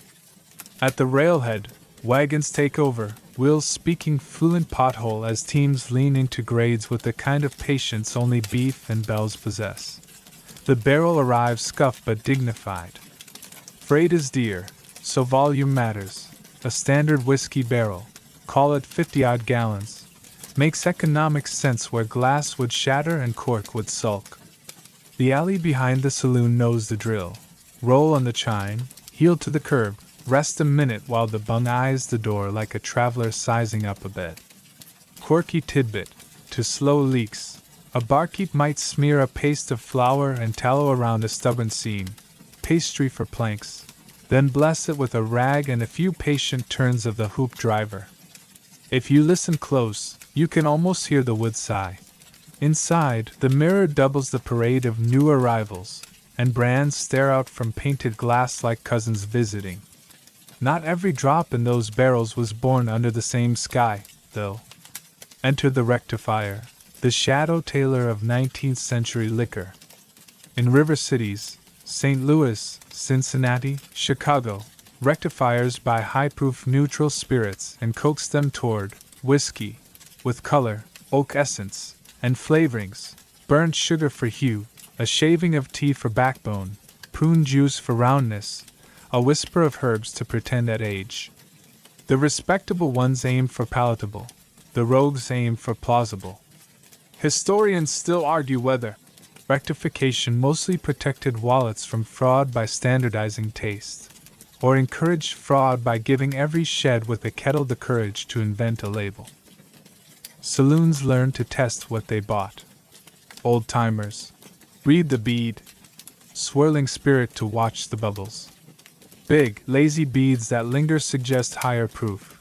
Skittish, quick beads hint at dilution.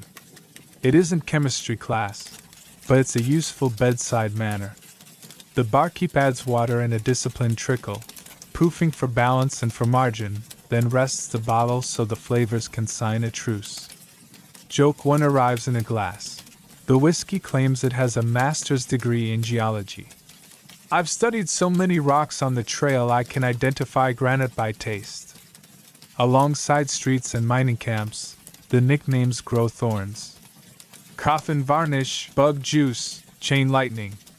And the one everyone grins at, tarantula juice. A nickname sticky as a spilled dram. You try a cautious sip of something the piano player calls 40 rod.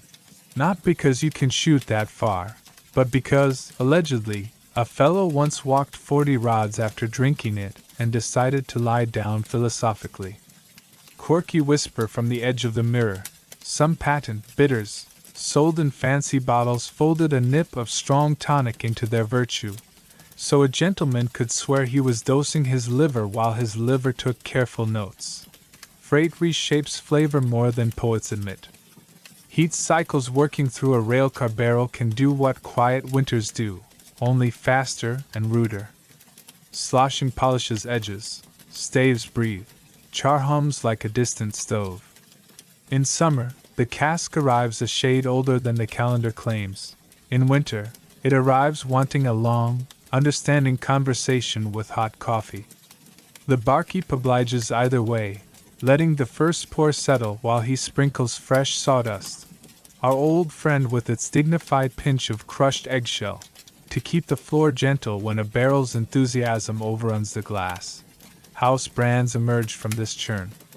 A wholesaler in Kansas City ships, old reliable, with a painted mirror that flatters lamplight. A rival sends Prairie Dew, and swears their barrels sing in tune. The mirrors are theater but also contract, buy our glass and our cases, and we'll knock a little off the price.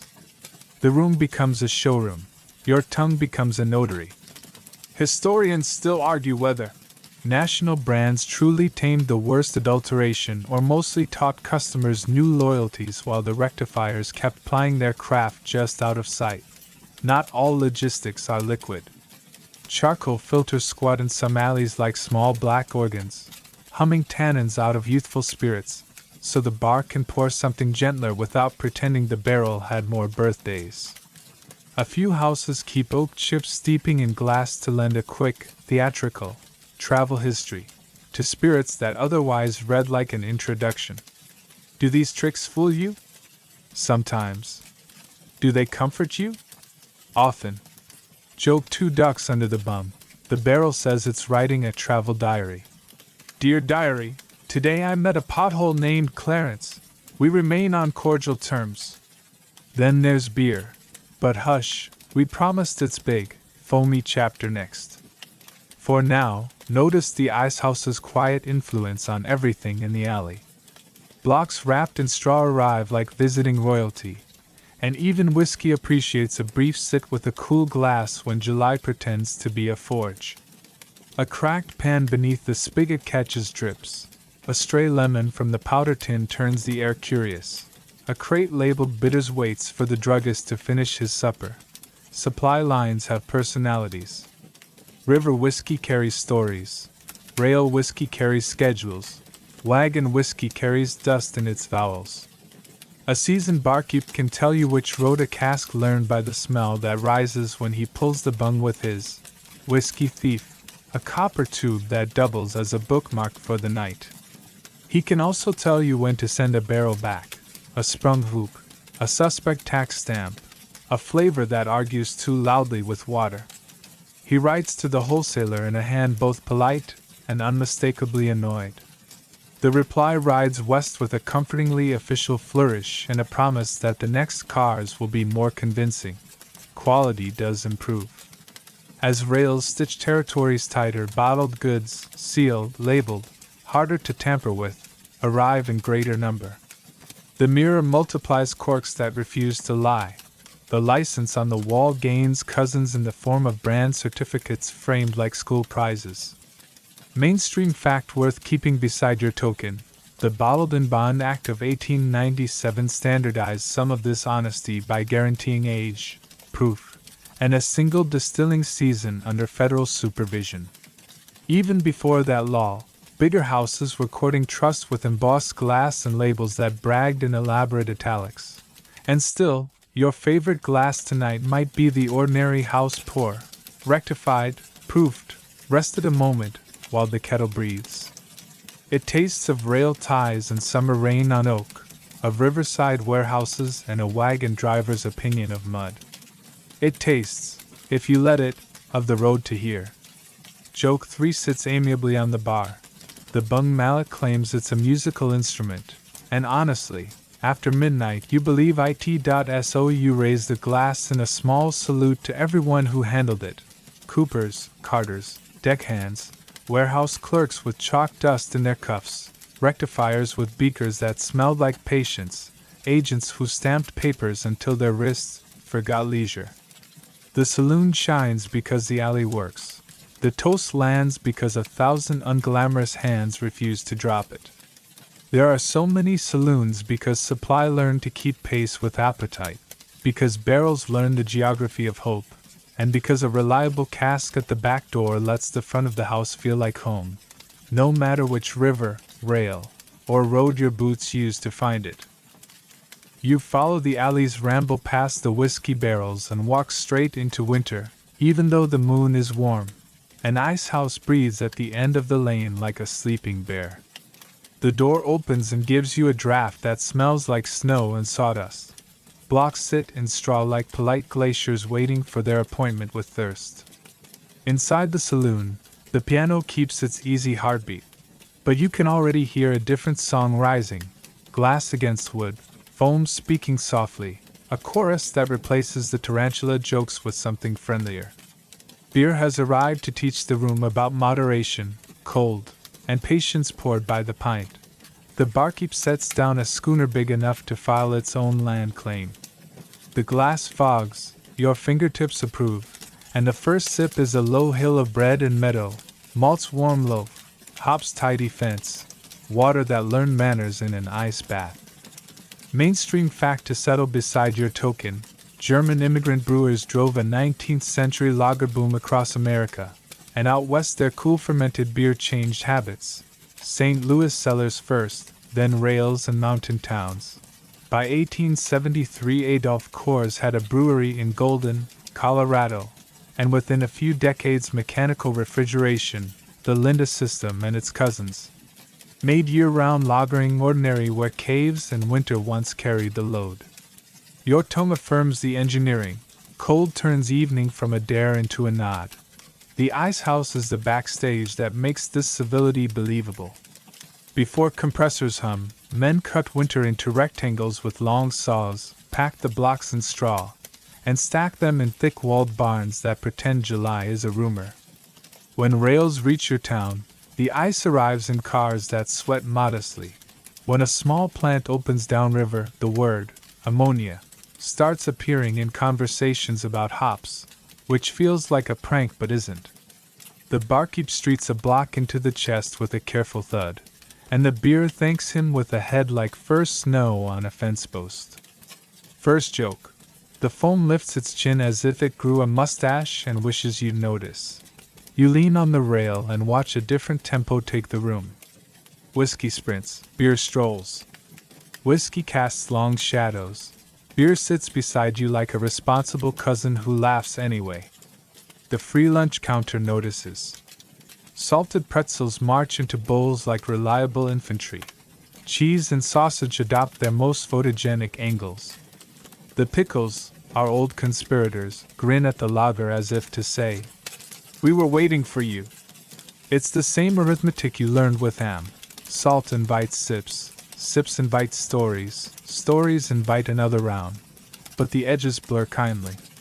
Voices modulate, arguments retreat to negligible distance, and the piano chooses keys that make your shoulders feel like chairs.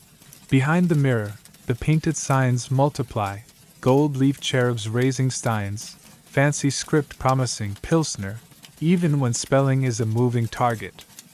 Out on the back wall, a sideboard stands prepared with tin growlers, little lidded pails that carry an evening back to the boarding house. Quirky tidbit to swing by the handle. Some swear the term, growler, comes from the way a lidded pail's metal rubbed and growled as it banged a walker's leg. Others say it's the sound of a thirsty stomach protesting the time it takes to fetch the beer. Either way, the pail behaves like an obedient moon, collecting light from the bar and delivering it gently to a darker room. Not all cold beer is born the same way. In San Francisco and other Pacific towns, a stubborn hybrid thrives. Steam beer, a practical child of lager yeast and warmer fermentation, its shallow rooftop cooling pans venting clouds like kettles daydreaming. Historians still argue whether the name came from those vapor plumes, from the hiss of pressure when barrels were tapped, or from steam-powered equipment in the breweries. You don't arbitrate. You just appreciate how necessity invented a style that tastes like the coast solving problems with a grin. The beer garden grows wherever a backyard can pretend to be Bavaria for an afternoon. Tables under cottonwoods, lanterns that believe in dusk, a small band that understands polkas and the miracle of shade. Families come through the ladies' entrance that many beer halls thoughtfully sign. Children drink lemonade that has forgiven its tin and will forgive it again. The floor manager from dance night moonlights as a gentle usher, keeping elbows where they belong and hats high enough not to be pushy. The license on the wall has a cousin called a concert or music permit. The clerk stamps it with the same tidy authority that funded your boardwalk. The result is almost domestic. A saloon that discovered sunlight and decided it liked company. You cradle the mug and feel how lager rewrites thirst. It's lower in alcohol than a stiff pour, colder than the wind behaves indoors, and paced by gulps that sound like a polite creek mining its rocks. The hiring board near the telegraph clicks slower. The faro table sighs and takes the night off. The pool room continues, but with jokes that prefer round corners. The keg itself sits in a tub like a crowned head pretending not to be royal. When the barkeep drives a tap with a rubber mallet, the sound is a little ceremony, the thought of promise restraint. Second joke steps through the foam. The schooner insists it's a ship and asks if you've seen its harbor. You point to the mirror. which claims to be all the ocean this town requires. Of course, not all beer stories sparkle clean. Rectifiers haunted the whiskey chapter. Here, the cousin mischief is temperature and time. A keg that warms gets sulky. A line that isn't rinsed tastes like last Thursday's opinions. The barkeep learns the new housekeeping, coils, spigots, a calendar for yeast that behaves like a talented but sensitive employee. He chalks ice delivery on the same board as letters east and choir practice, because cold is now as civic as a road. He also posts no frosted glasses, not from snobbery but because heavy frost makes foam escape like a jailbreak. He wants the head civilized, not heroic. Brand men visit with cases, mirrors, and phrases that taste suspiciously like rehearsed dreams. One swears his lager is mountain cooled, though the nearest mountain is printed on his label. Another offers a painted goat for box season, a spring beer that arrives with a wink and a sturdier handshake. The barkeep nods and asks the only question that matters: will the keg behave when the floor is full? The salesman promises like a man who believes in both yeast and destiny. Historians still argue whether national brands truly mellowed frontier drinking culture or simply replaced local variety with dependable sameness. Your glass votes tonight for dependable, then politely asks for a little local, too. Inside the ice house, the blocks brag without words. You put a palm against one and feel how quickly conversation can cool. This cold doesn't only bless beer, it blesses milk for the boarding house, the barber's tonic, the lemonade powder's whole personality. A town with eyes can imagine salads in July, oysters when the rails behave, and butter that doesn't flee the kitchen. The saloon becomes the public demonstration of a broader comfort. The West is learning to refrigerate its moods. On the rail, two miners from different countries meet at the same lip of foam and discover that Prost, cheers, and salute all ask the evening for the same favor. The free lunch pickles supervise the translation. Somebody balances a pretzel on the rim of a glass like a tiny bridge. Somebody else says bridges should be built more like pretzels, twisted, but strong. Third joke lands with the salt. The pretzels threaten to unionize unless the mustard stops showing up late. You remember our old sawdust custom, eggshells mixed in to keep the floor calm. Tonight it shares duties with the drip pan under the tap, one catching what the other misses. Between them, the room stays tidy even when a keg sighs too eagerly. The deputy drifts past and, seeing beer instead of brown lightning, chooses to loiter at the door and discuss the weather with the lamp. He knows the math. Lager reduces the number of stories that require him to take notes. Coffee finishes the rest. Payday will always inflate a town, and whiskey will always have admirers who enjoy brief, persuasive speeches, but foam and ice tame most evenings into persuasion by paragraph. The mirror approves. The license smirks. The kettle, far from jealous, sits companionably at one end of the bar like an older sibling who taught you how to boil water and is proud you learned a second trick. You take another sip and feel punctual comfort arrive, crisp, repeatable, cool as a promise kept. By the time your schooner lowers to amber lace along its sides, the room has settled into its revised heartbeat. Games happen, but softly. Music happens, but sociably. Conversation chooses a pace that lets news sit down before it changes shape. There are so many saloons because more and more of them learn to pour cold, measured patience by the glass, to make ice behave like a public utility, and to turn foam into the gentlest kind of theater, a little crown that asks nothing of you except a slow nod and room for one more story. You slip out the back where the ice house exhales winter, round the corner, and find a different cool, shade stitched from wooden slats and grapevine, an adobe wall the color of toast at dawn, a courtyard that smells faintly of lime, roasted chili, and mesquite. The sign above the doorway says Cantina in letters hand-cut with patience. Inside, the floor is swept in wide arcs. The bar is mesquite rubbed with oil until it holds a soft moon. Clay jarritos squat on a shelf, porous enough to sweat themselves polite and keep a drink cool by simple evaporation. Our old sawdust with eggshells trick has a cousin here. A thin sprinkle of clean sand along the threshold to quiet footsteps and tame spills, like the desert's own doorman.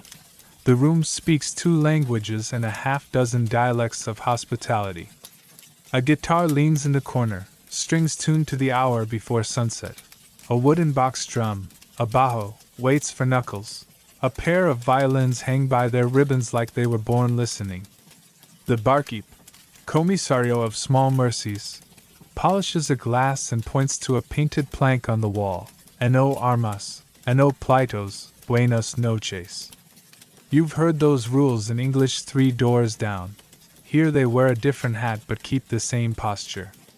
Your boots remember how to be gentle. First joke floats on the lime breeze, 3 lime wedges apply for residency and ask if chili salt counts as a reference. You ask, quietly, curiously, what's in the clay jar? Pulque, he says, and the word has soft elbows. He taps the rim, then adds, Hoy si, mañana, quien sabe. Today, yes, tomorrow, who knows? Mainstream fact, steady as the kettle back at the other bar, pulque, fermented sap of the maguey, has been drunk in central Mexico for centuries, but it doesn't travel or keep well. It sours fast and prefers to be enjoyed near where the agave bleeds. That's why you see pulque here sometimes, when a mule train makes good time or a local patch of maguey cooperates. But more often you meet its sturdier cousins, mezcal and later, tequila, which ride casks and bottles with fewer tantrums and bow to the timetable of rails instead of clouds. The barkeep pours mezcal from a squat bottle that smells of smoke and earth. The agave heart, piña, roasted in a stone-lined pit until it remembers all its summers at once. You taste baked desert, then a clean, peppery wave, and the clay cup lends a cool whisper that glass never learned. He sets down orange slices dusted with ground chili and salt. Your tongue applauds the staging. Quirky tidbit for your pocket. Porous clay cups, jarritos and cantaritos, cool their contents by slow evaporation, which is why your palm comes away damp and the mezcal sighs as if it found shade. The barkeep shrugs as if to say, old trick, which in the West usually means reliable magic. Music wakes without asking. Not the parlor tunes you danced to last night, but border songs that carry news by melody. Corridos, stiff-backed with story, a waltz that learned its steps in Sonora, a polka that took a long walk from Germany and decided tortillas made better drums than bread. A woman hums the chorus into her shawl. A man taps the box drum with knuckles that also know fence wire. Historians still argue whether mariachi as we recognize it today was already common in these northern plazas before the 20th century or whether the border's 19th century sound leaned more toward loose string bands, regional sonas, and quick-footed polkas. Your ears land somewhere honest, strings, voices, and a rhythm designed to forgive the dust on a long day dot on the counter. A pot of frijoles simmers with onion and laurel. A stack of corn tortillas wraps itself in steam like a tidy sermon. A pan of calabacitas stares you down until you find a spoon. Free lunch here translates into warm food that remembers gardens. Tamales unwrapped at midnight. A spoon of pico de gallo that politely teaches your nose a new alphabet. A wedge of queso fresco that tastes like the moon took up cheese making. The economics don't change. Salt nudges sips. Sips choose company. Company buys minutes. But the flavors rephrase the equation. The pickles, those social engineers from earlier, nod respectfully across the street to the salsa and make room on the podium. Tokens, fiches, live here too, though the brass discs wear different hats, sometimes stamped with a prickly pear or a saint, sometimes cut from wood with a star burned in. A foreman tips a handful into a palm. A dance ticket buys 3 waltzes and a story. A jarrito filled twice costs the same as a beer next door. The license glued in the corner carries both languages. Licencia para expender vinos y liquors / license to sell spirits. One clerk's neat hand learning to spell two ways to keep the lamps paid. Historians still argue whether Anglo councils in some towns embraced cantinas as tax partners or fenced them with extra rules aimed at culture as much as at noise. Your eyes report a compromise. A deputy at the door says buenas noches with professional warmth. The barkeep keeps a tally like a choir director. The jarritos stay level. Borderlands pour more than agave. In Chihuahua and Coahuila, so tall, the desert spoon plant becomes a spirit with a grassy grin. In Sonora, Bacanora whispers under its breath in the 19th century and keeps whispering, sometimes illicitly, into the next one. Farther north and east, Tejano kitchens season pots that cross the street in bowls. Farther west, coastal towns inhale steamed beer and exhale, salute, toward ships. The map here drinks in gradients. You find a glass that tastes like mesquite shadow. You find another that tastes like sunrise on gravel. You find that coffee, when it returns to the conversation, wears cinnamon and piloncillo and answers to Café de Olla, your old friend, just back from a slightly sweeter errand. The guitar player grins at your grin and slides into a corrido about a stage hold-up that transforms, verse by verse, into a parable about a goat who outsmarts a fence. Second joke tiptoes through the chorus. The goat insists the fence wrote a resignation letter. The fence, being a fence, has no pen. Laughter stitches two tables together. A woman sets down a bottle of sangrita, the non-alcoholic chaser, tomato and citrus and chili, and you learn a slower ritual. A sip of mezcal, a sip of sangrita, a breath that behaves, a room that decides to be kind again. Not every rule is a mirror of the saloons. Some cantinas host, family side, hours in the patio, with lemonade for kids and beer for uncles, then shoo the young ones home when the corridos grow their adult verses. Some rooms post a polite warning about corridos sediciosos, rebellious songs, depending on the politics of the week and which uniforms are currently allergic to poetry. Some insist on hats off when the Virgin's niche above the bar receives its evening candle. Others let the candle instruct without a sermon. Borderlands do what borders do, they negotiate. Your fingers find the clay cup again, and the mezcal decides to name all its flavors this time: pine smoke, roasted honey, green rain on dusty stone, a secret your tongue promises to keep. Across the room, a faro layout, yes, even here, leans against the wall like an old acquaintance who learned a new language but still thinks in pegs. The casekeeper's board uses beans instead of pegs tonight, because someone's nephew borrowed the pegs to build a toy bridge. Third joke rises with the beans. They swear they're just here for counting, but you keep noticing they migrate toward the stew pot. The telegraph next door clicks like a metallic cricket. Here, the guitar answers in long dots and dashes you can sway to. News arrives in lyrics, corn prices, river levels, whose cousin married whose courage. A paper fan printed with a lager brand wafts the air over a bowl of limes. You catch the scent and picture our beer garden across the street dipping its hat toward the patio. The two rooms trade habits. Lager finds shade under papal picado banners. Mezcal learns to coexist with pretzels that keep showing up like friendly missionaries of salt. Historians still argue whether tequila displaced frontier whiskey in any meaningful share before national prohibition scrambled the ledger, or whether mezcal and beer mostly lived parallel to brown spirits, each drawing its own faithful. Your taste buds vote for coalition government.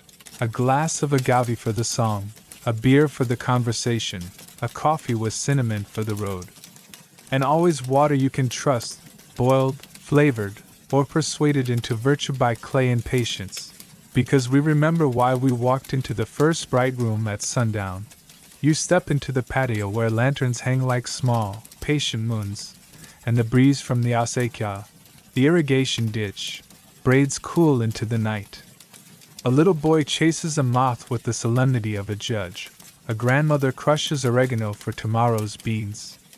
Somewhere, a dance manager from the other bar tips his hat and pretends his shoes have never learned a polka, then immediately proves they have. Your hat, eager to demonstrate cultural fluency, tries to shade the piano through a wall. You rescue it, naturally. By the time you return your harito, the clay has cooled your palm into a tranquil handshake. The barkeep nods the universal nod of, "We did not rush the evening." You've learned another reason there are so many places to sit, sip, and be human in these towns. The border multiplied the toolkit. Cantinas added patios, clay, chili, corridos, and a palette of drinks that taste like deserts solving thirst elegantly. They braided their customs with the saloons, licenses, tokens, closing bells, and the braid holds. You walk back into the main street with a new word on your tongue, salute, and a quiet understanding that the West thirst has more than one accent, more than one shade of shade, and more than one gentle answer. You take the side street where the lamps grow modest and the boardwalk remembers its manners, and you find the quiet corners, the rooms that carry other countries in their pockets and unfold them like handkerchiefs at dusk. The license paper still watches from a nail, our familiar chaperone, but the voices behind the doors turn the West into a soft atlas. Your boots slow without being asked. The kettle steam from the saloon across the way thins into a ribbon, and another fragrance takes the lead. Toasted tea, lamb stew, bay rum, a little star anise learning how to speak English. The first door is painted the precise green of old porcelain. Inside, a Chinese tea house holds its breath and then exhales warm jasmine. Tables sit close like cousins at a wedding. A shelf hosts blue and white bowls, a tin of oolong labeled in elegant brushstrokes, and a small brazier that keeps water at a wise simmer. A man in a dark jacket rinses the cups with hot water before pouring, the ceremony so simple it feels like gravity being kind. Mainstream fact to tuck beside your token. By the 1860s, 1880s, Chinese immigrant communities across the West, rail camps, mining towns, city alleys, operated restaurants, laundries, and tea houses, and after 1882 the Chinese Exclusion Act narrowed their options even further, pushing many to the businesses where licenses could still be pried loose and neighbors could still gather. You don't need the statute book to feel the policy.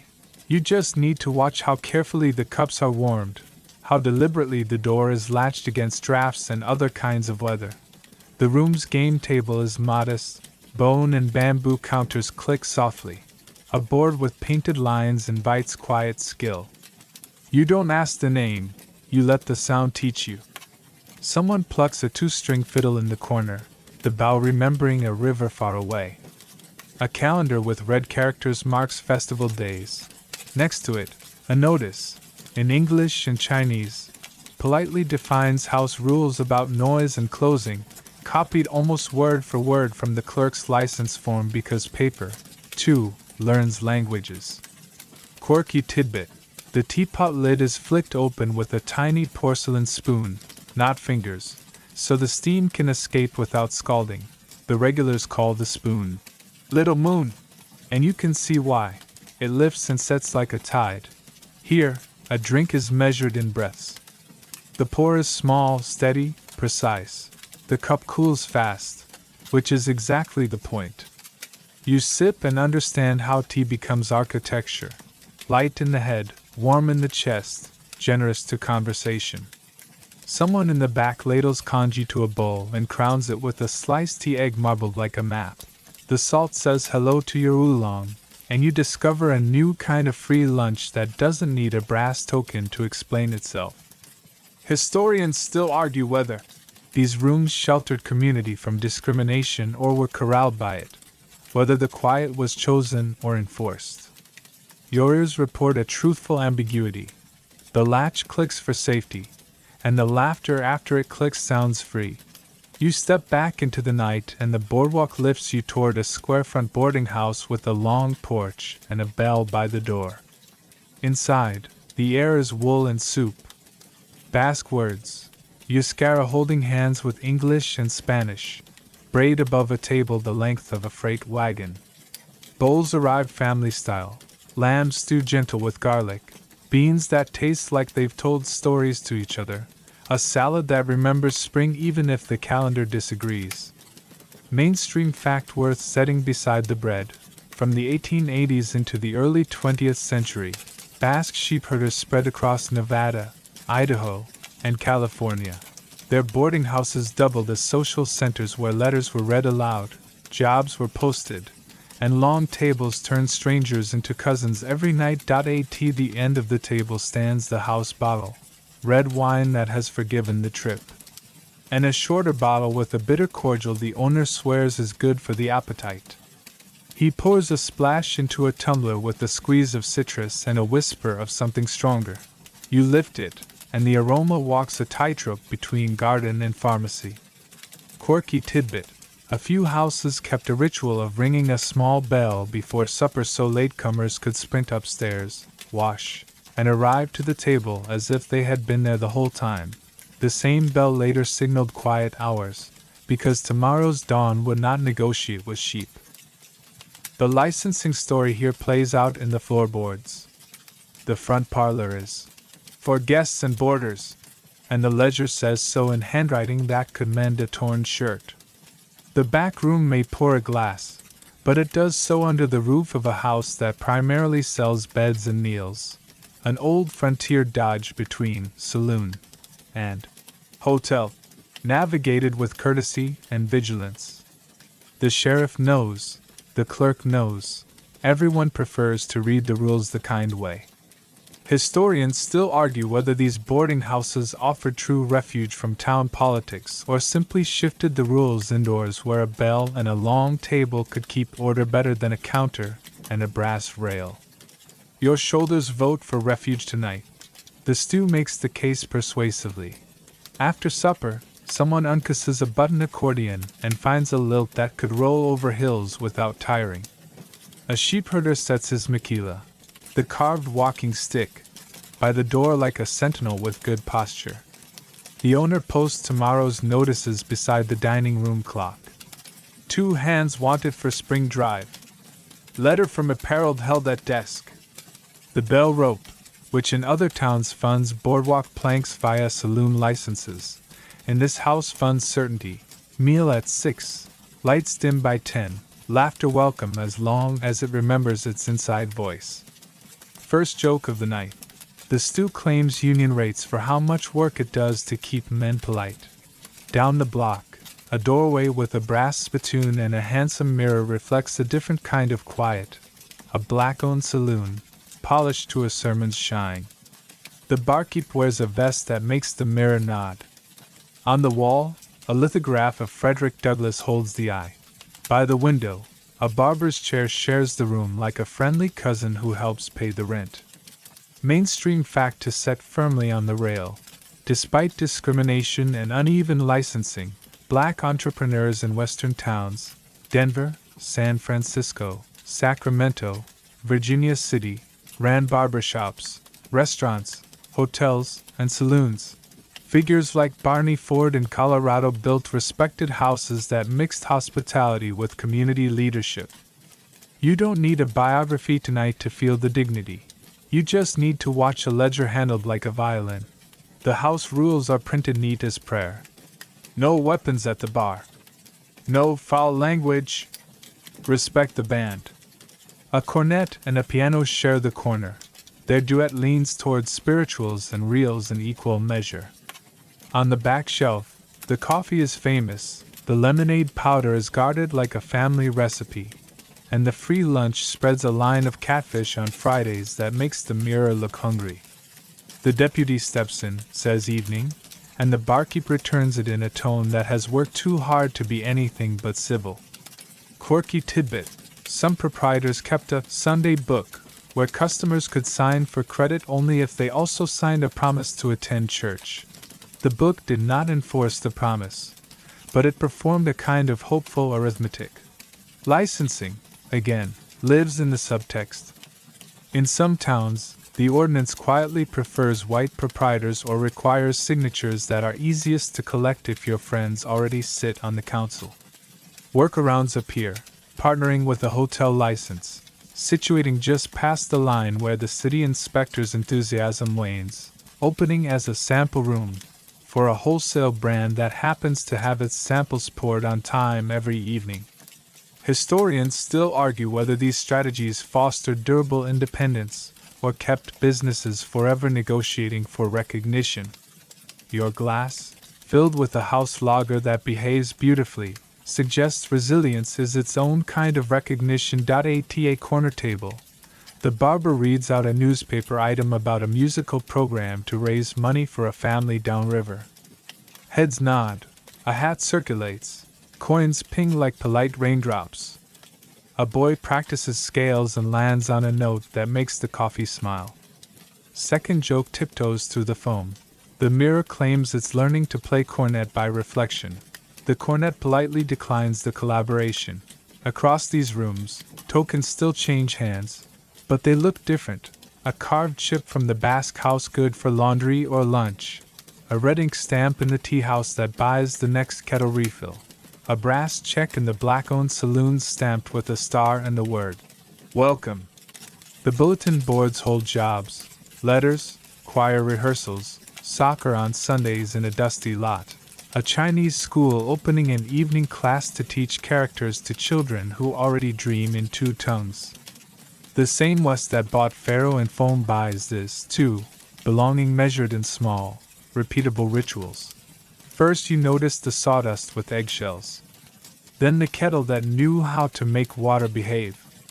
Now you see the third thread tying these corners to the bigger bar, rooms that mind their own temperature and teach the town how to breathe. Historians still argue whether the multiplication of ethnic rooms fractured frontier nights or knit them, whether parallel evenings meant parallel lives. Standing in the doorway between jasmine and lamb stew and brass polish, you can feel the answer refusing to be a single word. People found doors they could open and chairs that knew their names. They also crossed the street for a waltz, or a lager or a bowl of beans when the music invited them. Third joke steps softly as you leave. The teapot whispers it has a PhD in patience. The boarding house bell claims minor in curfew. The mirror at the saloon says it teaches evening classes in posture. You agree to audit all three. By the time you step back onto Main, the night has borrowed a handful of accents and made a harmony out of them. There are so many saloons, and so many cousins of saloons, because the West kept arriving from everywhere at once, each group bringing a recipe for comfort and a workaround for paperwork. Licenses narrowed, doors widened. Around the big barrooms, these quiet corners set their kettles, bells, and mirrors in place and told a young town the same bedtime story in different languages. You belong, you are watched over, and the cup in your hand will be refilled before the steam forgets your name. You smell the herd before you hear it, warm hide, trampled sage, a sun-baked rumor of river, and then the road itself begins to talk, lowing like a rusty hinge, bells clanking, the slow applause of hooves on hardpan. You step to the edge of the boardwalk and watch dust invent a new sunset above Maine.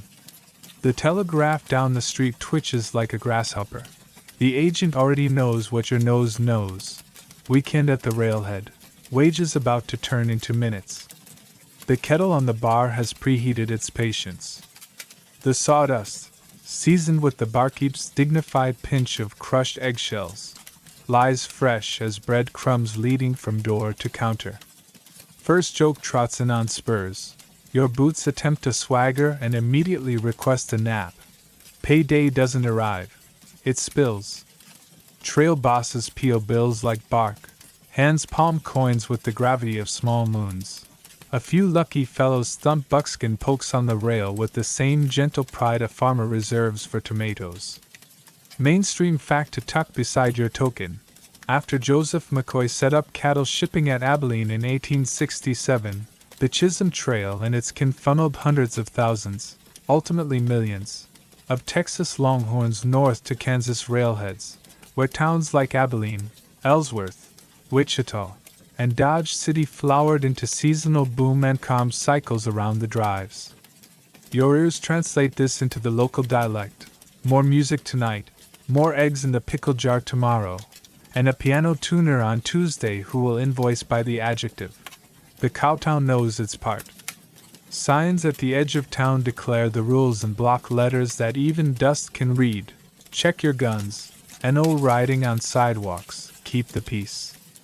A deputy collects revolvers with the politeness of a hat check, trades claim tickets for iron, and suggests coffee to anyone already negotiating with gravity.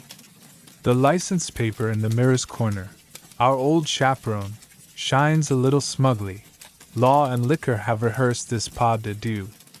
On the door to the dance hall, another reminder, spurs off on floor. The floor manager, vest pressed, mercy loaded, enforces it with a smile that could herd geese. You drift into the current and feel what money does to time.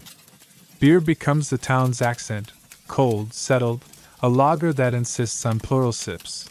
But the brown bottles and the house whiskey, honest or rectified, proofed and rested, still receive the faithful.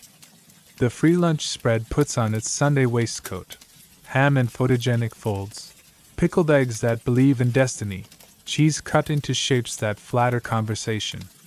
Salty things counsel second rounds. You already know their curriculum.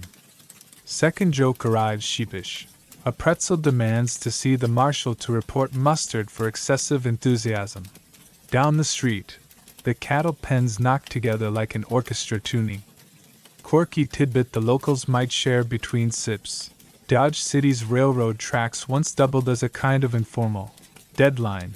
North of them the shipping pens and stockyard racket, south the supposedly better-behaved business district. Crossing the line with a driving whip or a trail temper could earn you an economical tour of the calaboose. Whether every deputy enforced it by the inch is another story, but the tracks gave the town a ruler to measure itself against. You test your own feet on the boards and prefer the side with lemonade and music. The marshal. Maybe tonight it's a bat with a pen behind his ear. Maybe it's a Wyatt who enjoys a quiet porch, walks a figure eight that touches every threshold. He knows leniency is cheaper than broken glass, and that a good joke can sand the edge off a dare. He shuffles the evening by categories. Send this one to coffee. Send that one to the barber. Send this loud quartet to the beer garden where volume gets lost under cottonwoods. Send the one with the brag to a pool table where geometry will humble him before anyone else has to. Historians still argue whether cowtown violence truly matched the dime novels or whether court dockets reveal that most nights ended with yawns and fines, not gun smoke. Your eyes vote for the docket tonight. The worst injury in your line of sight is a hat whose brim lost an argument with a door jamb.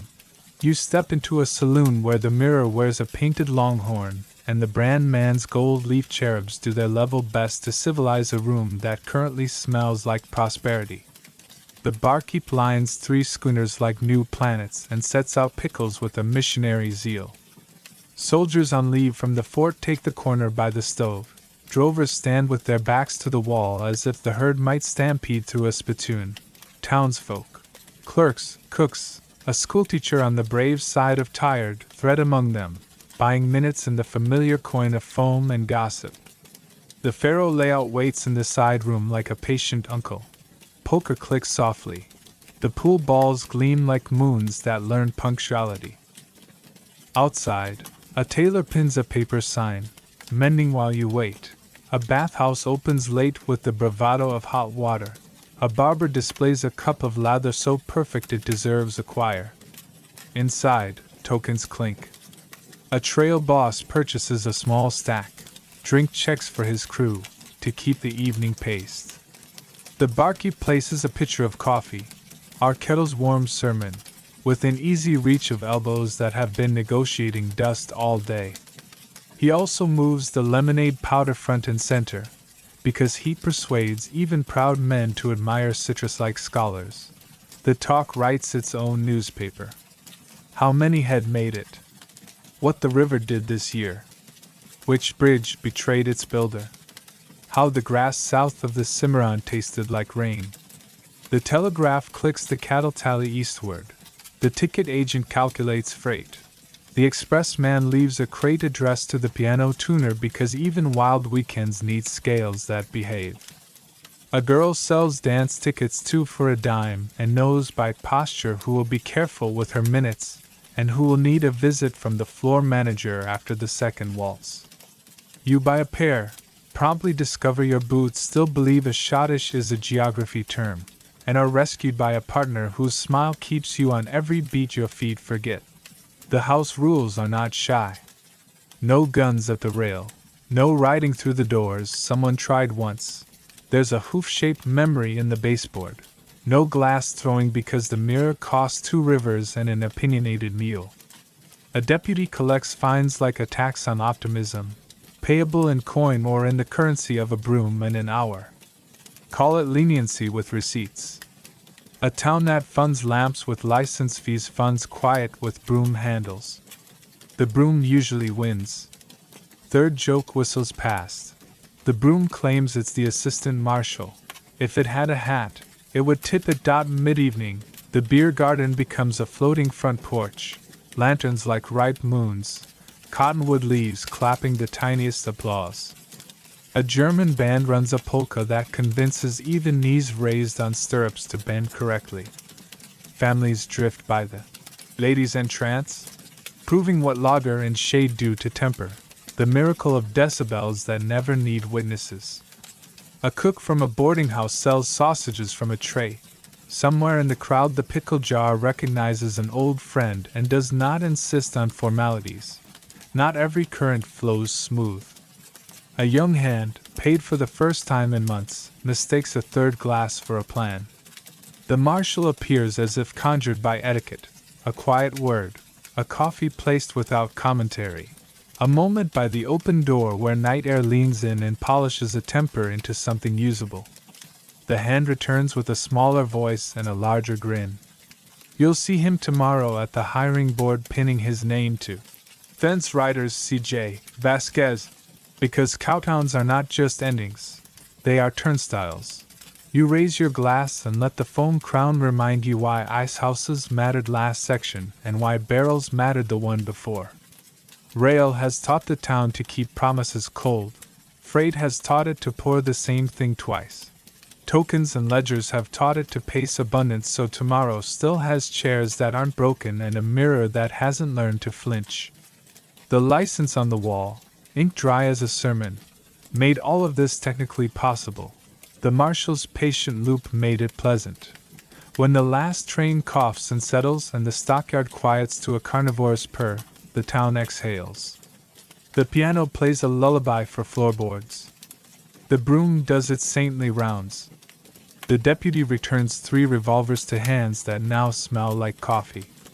The bathhouse's lantern goes out like a well-mannered star. You pocket your unused dance ticket like a press leaf between pages. It will make a fine bookmark for a good sleep. There are so many saloons here because railhead weekends need rooms that turn sudden dust and sudden wages into predictable kindness. Coffee first, foam second, rules written large enough for Spurs to read, mercy kept on a hook beside the broom. You wander east of the boardwalk until the town thins to grass, and the grass gives way to canvas. The building that finds you tonight was a wagon at breakfast, a saloon by supper, and will be a memory by sunrise if the wind gets ideas. 2 poles, a ridge of canvas, a plank across sawhorses. There's your bar. A lantern hums like a quiet bee. A coffee pot the size of a milk calf steams on a sheet iron stove. A keg sits in a washtub wrapped in a wet blanket, trying hard to pretend it's a cellar. Coins don't jingle here, they thud. You pay, you breathe, you share warmth that was invented 3 minutes ago. First joke walks in with the north breeze. Your hat tries to order for you, coffee for both of you, it says, and you let it, because the hat knows things. Beyond the canvas, the prairie speaks in low syllables, a few rifle shots in the far distance, a wagon chain clink, the busy hush of men working for tomorrow's daylight. Buffalo hunters camp in a scrim of ash and hides, their fires smelling faintly of marrow and ambition. Mainstream fact, steady as the kettle.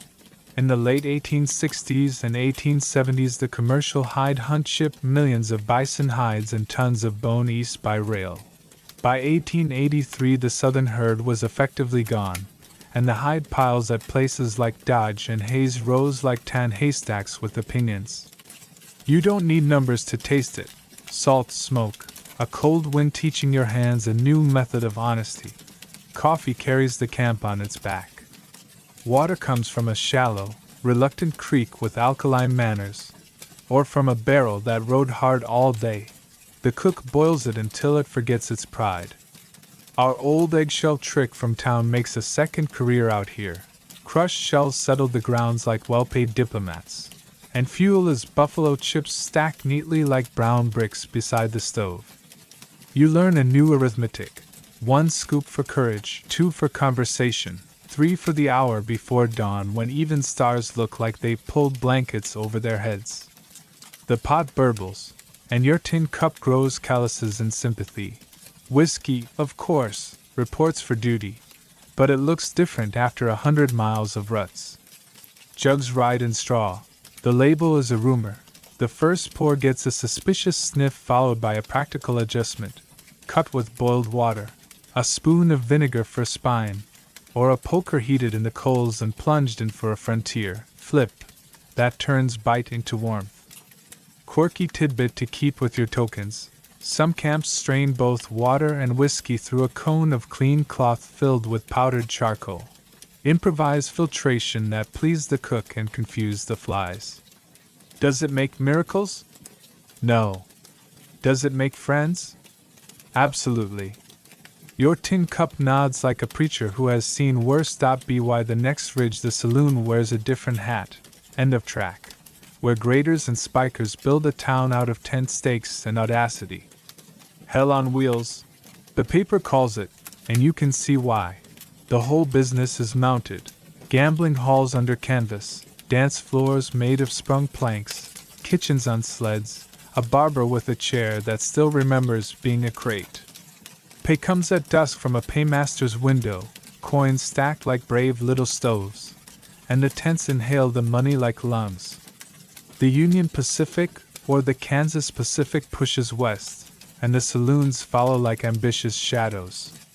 Historians still argue whether the lurid reputation of these rolling towns came from genuine trouble or from correspondents who discovered that adjectives travel better than precision. Your boots vote for a little of both. Then request a second coffee. Rules post to a tent pole in handwriting that knows how to sprint, and no guns at the plank. Cash first. No fights with the coffee. The closing bell is whatever the cook can strike loudest. A skillet, a rail spike, the triangle from a mule team's harness. A license is sometimes a handshake with the roadmaster, sometimes a receipt from a county seat 3 days behind you, and sometimes just the price of not irritating the nearest company detective. The deputy in town is a rumor out here. The broom is the wind, which cleans the floor by relocating it to Nebraska. The crowd runs on 2 paydays. Track layers and graders stack dollars in the evening. Irish hands, freedmen with shoulders like arguments. A mix of old soldiers who prefer hammers to old memories. Somewhere farther west, on a different line, Chinese crews boil tea with pine or sage and laugh at the way your coffee tries to gallop. Both camps invent order as they go. Pharaoh shows up under canvas with a box that still smells of glue. Poker follows. Pool is a luxury no tent floor can figure out. The dealer's box rattles softly in the draft. The casekeeper's board loses a peg to a boy who needed a toy bridge, and the barkeeper places it with a bean because beans mind their own business. Tokens don't stop for fences. Wooden chits, pasteboard checks stamped with a star, even pencil notes good. At Coils! Until Saturday, Value made portable enough to outwalk a thunderstorm. A foreman buys a handful so his crew can trade them for stew and coffee before they remember to be exhausted. Second joke flaps on the tent wall. Your drink token says, valid until wind changes county lines, which, around here, could be 20 minutes. Taste maps itself to freight. Beer turns up warm unless the keg has sat under soaked burlap in the shade of a tool car. Whiskey is more reliable, for better and not necessarily better. Lemonade powder remains a diplomat with excellent references. Switchel, the vinegar ginger farm drink, earns frontier tenure in buckets, keeping throats from turning into paperwork. Pickles ride in a barrel and leap to saucers the moment coin appears. Their brine does nocturnal service pacifying hammers and opinions. Our old sawdust plus eggshell floor trick seeds to sand strewn thin as manners. The prairie's version of hush. You step outside the canvas and catch the rest of the economy in one breath. Hides stacked like grammar books. Wagons waiting for bone. The endless pale harvest bound for fertilizer and carbon black. A telegraph car where a man in a bowler taps the price of tallow eastward. A cook tent that sells biscuits to strangers at a sliding scale based on how sweet their apology sounds.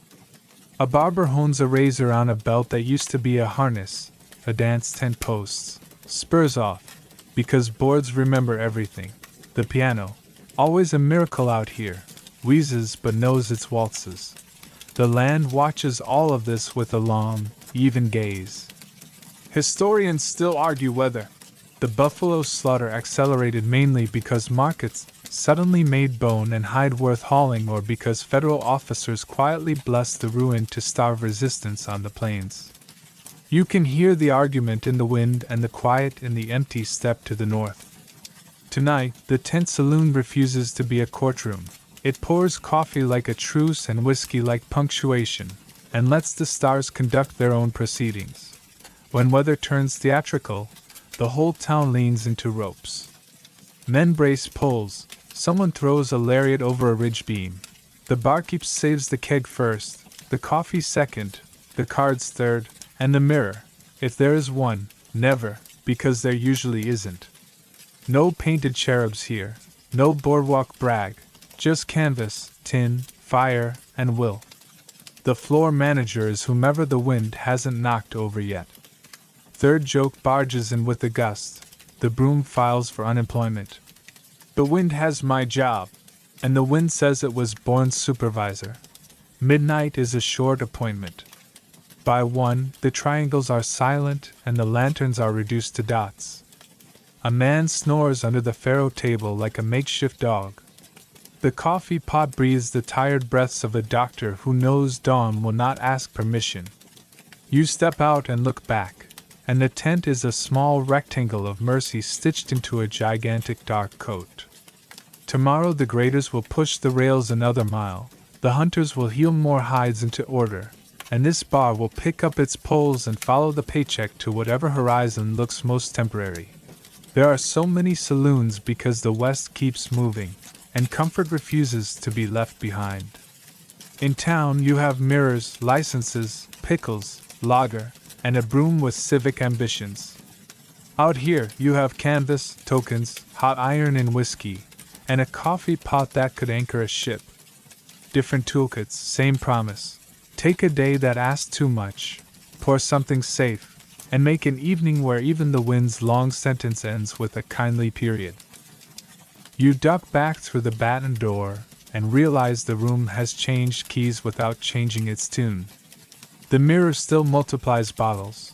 The license still sits in the corner like a school certificate. The kettle still murmurs good behavior at the end of the bar.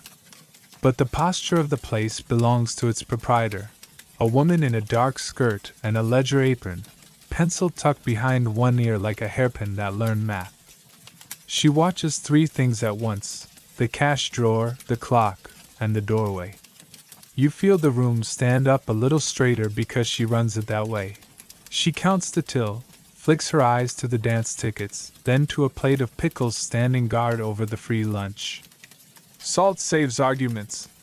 she says, sliding the plate closer to a pair whose elbows need a job. Our old sawdust, improved with that dignified pinch of crushed eggshell, gets a fresh scatter beneath the rail. Her broom has the calm authority of a deputy who never needs to raise his voice. First joke pads past in soft shoes. The broom is promoted to assistant manager and immediately schedules a meeting with the sawdust about punctuality. You learn the town's shorthand for how she got here. Sometimes it's widowhood, husband gone by fever, river, or a mule with opinions, and the license passed to the steadiest hands in the house. Sometimes it's a hotel license that grew a bar in self-defense. Sometimes a sample room that discovered samples arrive right around sunset and prefer to be tested in company. She buys beer by the keg, whiskey by the barrel, coffee by the sack, and time by the minute, rent, fuel, piano tuning, tokens stamped with her initials so value doesn't wander off to forgetful pockets. Her ledger columns run like straight boardwalk planks: stock, ice, fuel, wages, fines paid and avoided. She knows to the nickel how much the telegraph operator drinks when prices fall and how much lemonade powder it takes to keep a Saturday civil. Mainstream fact to set beside the kettle. The Women's Christian Temperance Union, WCTU, founded in 1874, will soon plant chapters across the West, pledge cards in pockets, and home protection, rhetoric on banners. By 1900, Kansas activist Carrie Nation will be chopping at bar fixtures with a hatchet to the applause or horror of various audiences. You can hear that future humming across the street tonight in a church hall where a harmonium sighs through "Hold the Fort," while pamphlets explain how wages vanish at the bar and how lamps and schoolbooks could use that money. The saloon door recognizes the current. It adjusts. Here, upstairs exists, quiet, curtained, with a bell and a floor manager who is 2 steps of caution and 3 of kindness. No lurid posters, no bark from the stair, just an awareness that some patrons buy company that is carefully negotiated and more carefully protected. The madam, never introduced as such, just the lady upstairs, keeps her own ledger and her own rules. Doctor on Thursdays, no drunks past the second bell, fines donated to the schoolhouse fund when boundaries forget themselves. Historians still argue whether these upstairs houses softened a hard town by funding charities and insisting on rules, or cemented harms behind a polite curtain. Your ears can only measure the way the piano downstairs chooses waltzes that keep tempers on the ground floor, and how the floor manager's hand never leaves the railing when a thread of trouble tightens. Quirky tidbit to tuck beside your token. On certain feast days when the town's church parade passed the block, some houses set a canary in the window and closed the curtains. If the canary stopped singing, too much cigar smoke slipping under the sash, downstairs opened windows and brewed extra coffee as an apology to lungs and neighbors. Whether that habit was universal or local, you can see the logic. In a place where everyone knows everyone's curtains, diplomacy is as daily as dusting. Our proprietor navigates law with the same grace she applies to spillage. Licenses are often written by hands that don't expect a woman's signature. She brings a co-signer who understands arithmetic and politics, then pays on time so the clerk learns to love her punctuality more than he loves his opinion. She posts house rules in the same type as ordinances. No guns at rail, and no credit after 10, and no excuses the day after payday. Men read them as if they were municipal law. In here they are. She is not alone in the ledger world. You hear names tossed into conversation as naturally as brands. A faro dealer out of California called Eleanor, whose French accent confuses luck. A South Dakota card queen, Poker Alice, who keeps a Sunday closing policy stricter than any blue law and runs her place with a pipe clenched like punctuation. Boarding house owners who turn parlor rooms into orderly, sample shelves by day and respectable piano corners by night. Historians still argue whether Women in these roles moderated drinking culture by enforcing rules and selling coffee alongside whiskey, or simply made the existing culture run more efficiently. Your shoulders vote for both. Tonight's room feels brisk, less interested in conquest than in conversation. Across the street, the temperance meeting breaks for lemonade and grammar. A white ribbon, the WCTU's emblem, appears on two lapels that just stepped into your bar for coffee. The proprietor greets them the same way she greets freighters and fiddlers. "Water's just boiled," she says, and adds a slice of lemon as if to prove that politics and politeness can share a saucer. Second joke rises with the steam. The kettle claims nonpartisanship. It supports any platform that keeps it employed. She knows the temperance women by name and sometimes by necessity. One loaned her a hymn book when the piano tuner forgot his. Another remembers who needs a charity basket when a cough lingers. She also knows the anti-Saloon League men who will arrive in the 1890s with political discipline sharper than hatchets. For now, the town negotiates by inches. Sunday closing hours. Ladies' entrance. Signs for the beer garden. Finds that fund school readers. Upstairs, she insists on discretion. Downstairs, she insists on receipts. Her politics, in practice, are neat floors and paid bills and lemons sliced thin enough to last the week. You watch her run a double-entry day without once raising her voice. She spots the one glass too many and pours coffee without needing to be asked, sliding a saucer under it like a peace treaty. She returns a revolver at closing the way a librarian returns a book, quietly, with the expectation it will be kept closed until morning. She writes a check for the piano tuner and a smaller one for the widow's fund. She adds to the broom's authority with the practiced clack of the closing bell and the even more practiced "good night." That means, "Come back when your stories have rested." Outside, the temperance crowd drifts home in pairs, their harmonium having completed its sermon.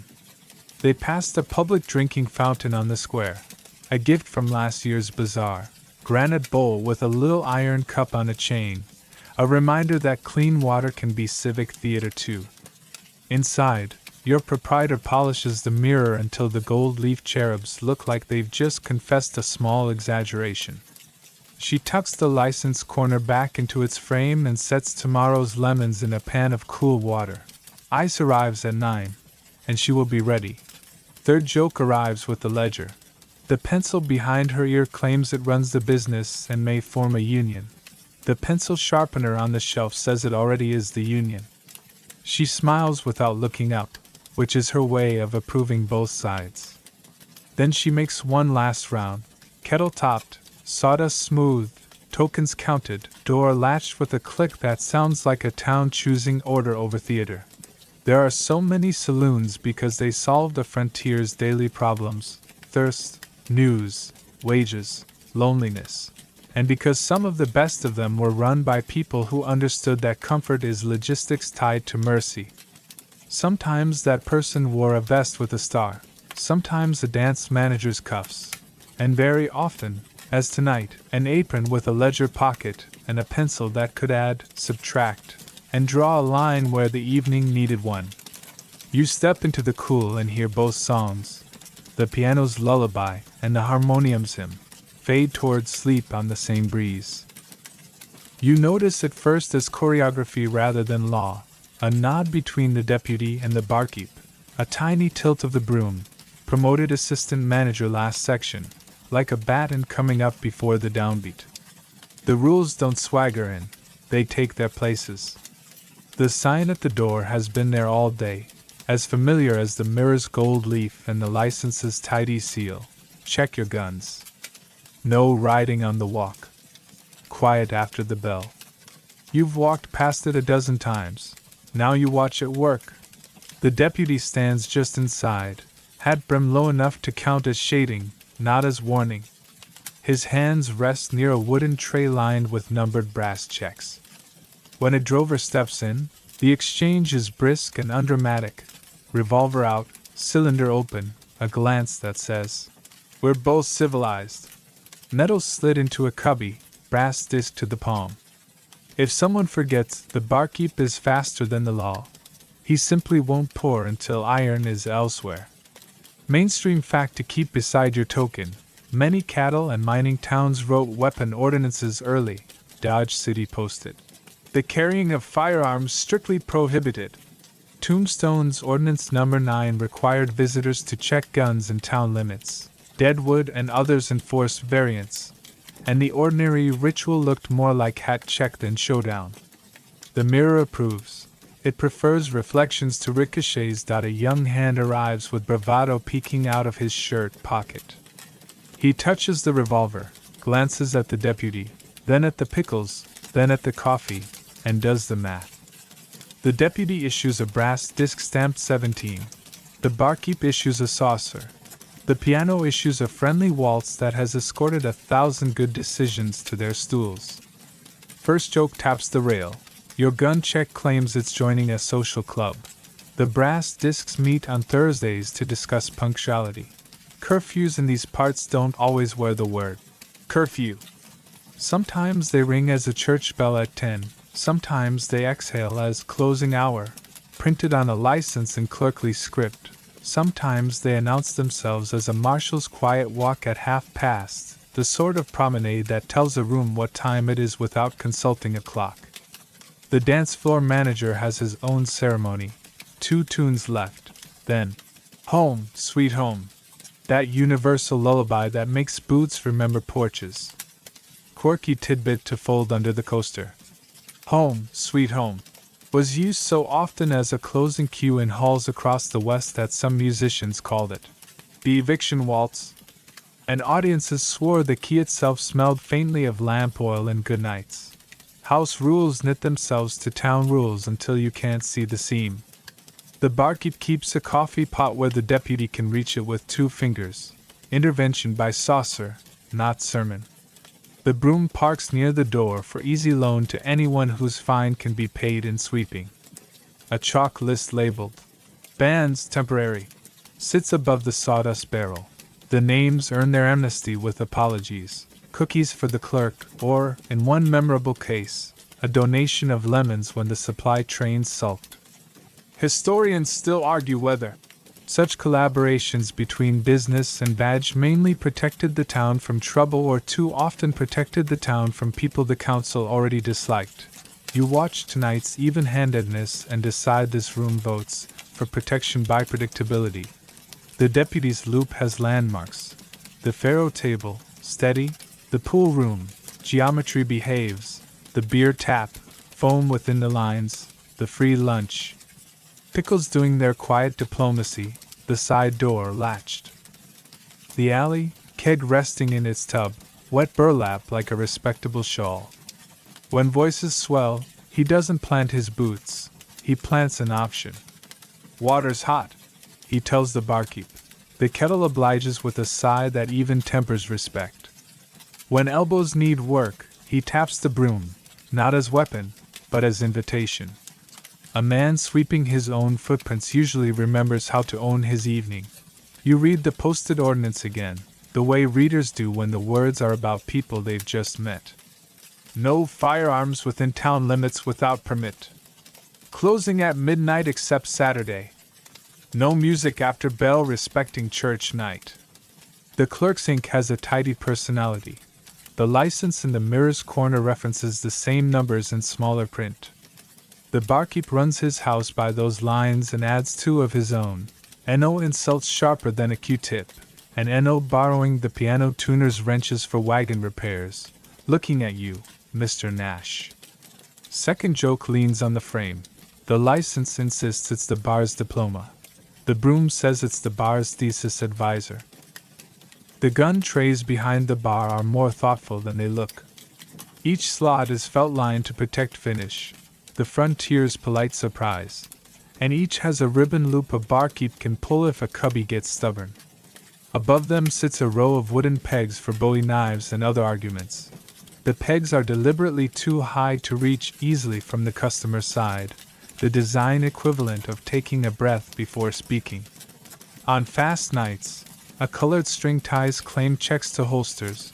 because a dozen identical colts look like cousins at a reunion. String remembers who belongs to whom. Historians still argue whether this sort of careful tagging was common or just the habit of well-run houses, but you can see the logic.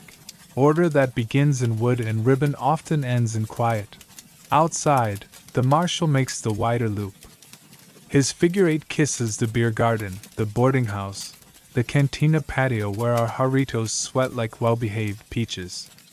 He knows which corners cool tempers and which flavors coax volume down. Lager and lemonade are older partners than his batch. He also knows when not to appear. Some rooms police themselves better if authority visits by invitation only. The telegraph clicks a price list. The operator's lamp throws a small halo. The marshal nods to the light the way sailors nod to stars. Inside, closing takes the shape of ritual rather than command. The piano's last tune is a key you can put your hat on. The casekeeper slides the pegs down and squares the deck like folded linen. The pool cues find their nest.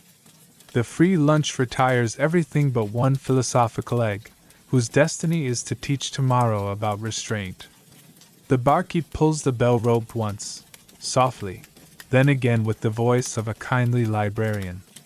Drinks already poured are welcome to finish their stories. New requests must ask the coffee for permission. Your shoulders, which have studied this room's patience all night, drop another half-inch. Not every night is a hymn. Occasionally a man decides to audition for a dime novel. This is when the collaboration shows itself fully grown. The barkeep moves the mirror out of the line of foolishness with the speed born of freight memories. The deputy puts his hand on a shoulder, not on a holster. The floor manager arrives with that particular waltz tempo that reminds knees what they learned last night. If words fail, the broom makes a cameo and everyone discovers they were only arguing with dust. Mainstream fact humming under the lamp. Court ledgers from many famous cowtowns record more fines for disorderly conduct, gaming violations, and riding on sidewalks than for the lethal heroics of pulp. The system was built for ordinary trouble and preferred it. The bell's third stroke, on church nights, has a special timbre. The clapper slightly raps so the sound remembers to be modest. Lamps lower in polite sequence. The mirror swallows the room in one last warm gulp. The license's seal glows as if it knew how many small negotiations it carried today. The deputy returns brass discs for iron. Hands that spent the evening on glasses now accept holsters with the calm of librarians closing a shelf. Third joke drowses at the threshold. The brass check says it's turning in early to polish its numbers. The revolver replies that it intends to sleep in tomorrow and become a paperweight. You step onto the boardwalk, and even the wind seems to respect the hour. The night watch clicks by, boots measured like metronomes, lantern hooded to teach shadows their manners. Somewhere down the block, a harmonium says goodnight to the last four voices of temperance. Across the alley, our canary in the upstairs window sings a single note, approves the air, and tucks its head under its wing. Remember the sawdust mixed with crushed eggshells? The barkeep rakes it into a fresh, neat windrow for morning, the floor's version of a tucked-in blanket. There are so many saloons not because law failed, but because, with law's help, evenings learn to finish the way mornings prefer. With mirrors unbroken, ledgers balanced, coffee pots rinsed, and a town that trusts its own closing bell. You breathe with the street, slow and even, and realize the collaboration you just watched. Gun checks, curfews, and house rules practiced like scales, turns a reputation for chaos into the quiet you're falling asleep inside. You pass the newsstand where dime novels stack themselves into mountains of punctuation, lightning bolts on the covers, villains with perfect mustaches, heroes who never misplace their hats, and you step inside a morning that prefers ledger ink to drama. Court day. The same room that last night translated pickles into patience now translates scuffles into fines. The license in the mirror's corner looks particularly scholastic. The broom, still assistant manager, stands by like a witness with excellent recall. Your shoulders lower because procedure, like coffee, is soothing when properly boiled. A clerk reads charges out loud the way a tailor reads measurements. Riding on the sidewalk. Disturbing the peace. Breaking the lamp behind the piano with an enthusiastic hat. Coins move from palm to drawer. A man who allowed his boots to gallop indoors pays for new boards with an apology stapled to it by laughter. Mainstream fact to sip with your coffee. In many famous cowtowns, Dodge, Abilene, Wichita, the court dockets show far more entries for disorderly conduct, gaming violations, and weapons infractions than for homicide. Most nights ended not in headlines but in yawns and receipts. The deputies' brass gun checks, stacked like patient biscuits, did more for order than any imaginary trumpet at high noon. You remember those batwing doors the posters love. They exist here and there, sure, but last week's gust proved why most rooms prefer honest planks that actually meet in the middle. Wind, goats, and opinions stayed outside for once. Myth recruits furniture to its cause. Reality hires hinges. First joke dusts off its boots. The hinges apply for hazard pay. Too many dramatic entrances. The barkeep denies the claim, offers coffee, and the hinges withdraw their complaint. The ledger lists one fistfight from last month, settled with 2 brooms, 3 pickles, and a strongly worded, "Home, sweet home." It lists a dozen fines for improper language in the presence of the piano. The piano, being an upright citizen, retains counsel. The marshal testifies that his most used tool this season is not his revolver but the bell rope and the coffee ladle. He raises the ladle to demonstrate, and is sworn in with general approval. You think of our old sawdust blend, remember the crushed eggshells to keep it from clumping? And how even the floor participates in de-escalation by turning stomps into hush. Historians still argue whether the West as a whole was more violent than Eastern cities once you adjust for population and season. The literature loops from cattle towns with high homicide spikes 1 or 2 years, to mining camps that went from rowdy to routine overnight, to riverfront wards back east that could outshout any saloon here. The debate is lively. Your cup is calm. What you see today is a town that prefers procedure. Fines become planks. Planks become quieter feet. Quieter feet become fewer fines.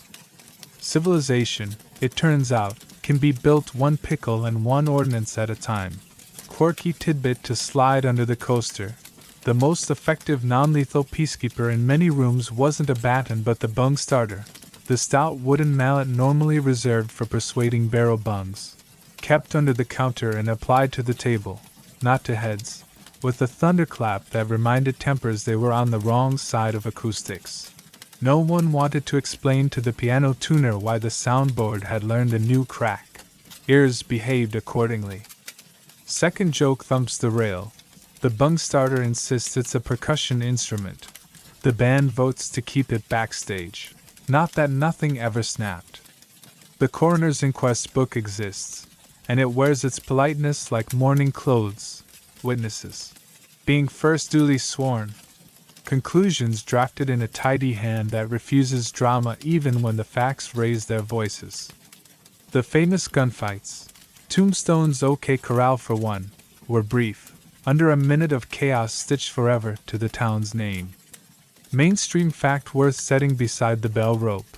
That Tombstone fight lasted roughly half a minute of shooting. What followed was months of affidavits, hearings, and editorials. The long, sleepy bureaucracy that actually shaped how people remembered it. Most frontier violence lived in columns of print and stacks of testimony rather than in the glamorous choreography of novels. You remember the careful choreography you've watched all along. Gun checks at the door like a hat check with better consequences. Curfews that ring as songs. The floor manager who can relocate a brewing argument to a waltz where it forgets its lines. The sawdust eating the evidence of spilled pride before it can stain anything important. The deputy knows exactly which corner's lone calm. The beer garden under cottonwoods. the cantina patio where clay cups sweat shade, the boarding house where a bell summons soup and a nap instead of a quarrel. By afternoon, the docket pivots to nuisances that would make a dime novelist cry. A pig at large, repeat offender, a dog who audits sermons, a mule who mistook the barber pole for an insult. A man pays a fine for improper horsemanship and gets a coupon for 1 free broom hour, which he redeems with surprising cheer. Third joke leans against the spittoon, which, by the way, no one is using because everyone has decided lemon water is fashionable. The broom says it prefers community service to sweeping, as the former sounds like a parade with better shoes. You've been in rooms where the mirror doubles bravado. Here, the mirror doubles routine. The marshal and the proprietor remember her ledger apron and pencil that thinks it runs the place, compare lists, closing bell times, the week's deliveries, the name of a man who needs to swap whiskey for coffee tomorrow. The license, ink tidy as ever, provides the boundaries and the pretext for predictability. When a traveling correspondent arrives looking for scandal, he finds a town that insists on background music and receipts. He will write about a gunfight in some other place where adjectives breed faster. Night reminds you how this works in practice. A drover with a two-new hat starts telling a story like a campfire trying to become a prairie fire.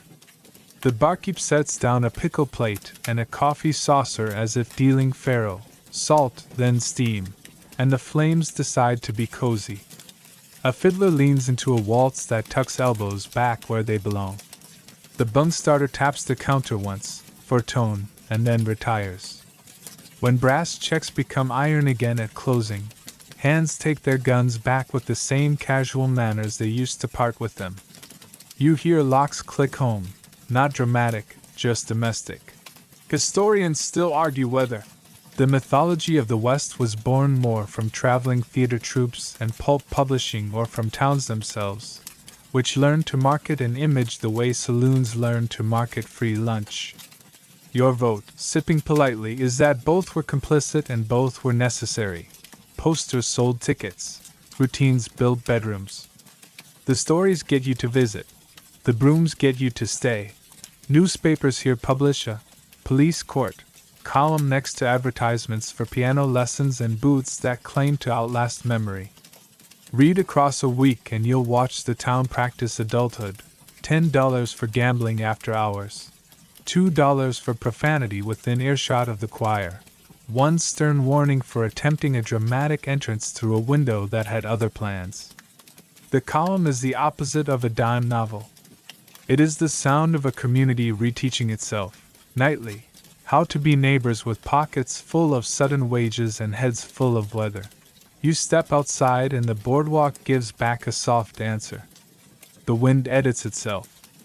The night watch passes, lantern shaded, steps even. Somewhere a harmonium finishes a hymn. Somewhere else a piano answers with a lullaby that has never once tried to be a gunfight. Your hat, enthusiastic student of myth, attempts a rakish tilt. You straighten it, because the mirror prefers honesty. The eggshells in the sawdust keep their small, dignified secret. The kettle inside breathes slow, as if it knows the verdict already. Most evenings are unremarkable on purpose. There are legends, of course. Legends pay for maps. But if you're searching for why saloons multiplied across these streets, the truth is mercifully dull and all the more beautiful for it. They built reliability, not romance. They sold moderation by the mug, gossip by the inch, and sleep by the closing bell. The West had its sudden storms. The rooms you've leaned on all night learned to be weatherproof.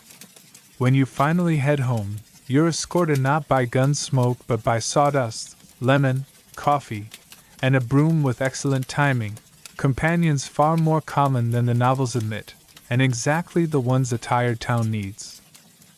Sunday puts its hand on the town's shoulder, and the street remembers its posture. Shirts have starch. Boots try to whisper. Even the wind seems to comb its hair. You step past the beer gardens. Ladies entrance? where benches dry like politely folded towels, and into the main room, now tidy as a school slate. The piano lid is down. The mirror holds a quiet, morning face. The broom, assistant manager, unionized in spirit, stands at attention like a sergeant-at-arms awaiting the agenda. The kettle breathes a church-going sort of steam. First Joke shuffles a campaign button onto the pickle jar. The pickles declare for any candidate who funds extra napkins. By afternoon, Sunday Best loosens its collar, and the civic side of the saloon clocks in. Chairs line up in rows. The free lunch counter retires ham for cookies and a plate of oranges that smell like a vote for spring. A hand-lettered notice on butcher paper says, "Town meeting, roads, dogs, school roof." Below it, smaller script, "Coffee provided, arguments timed." Mainstream fact for your pocket.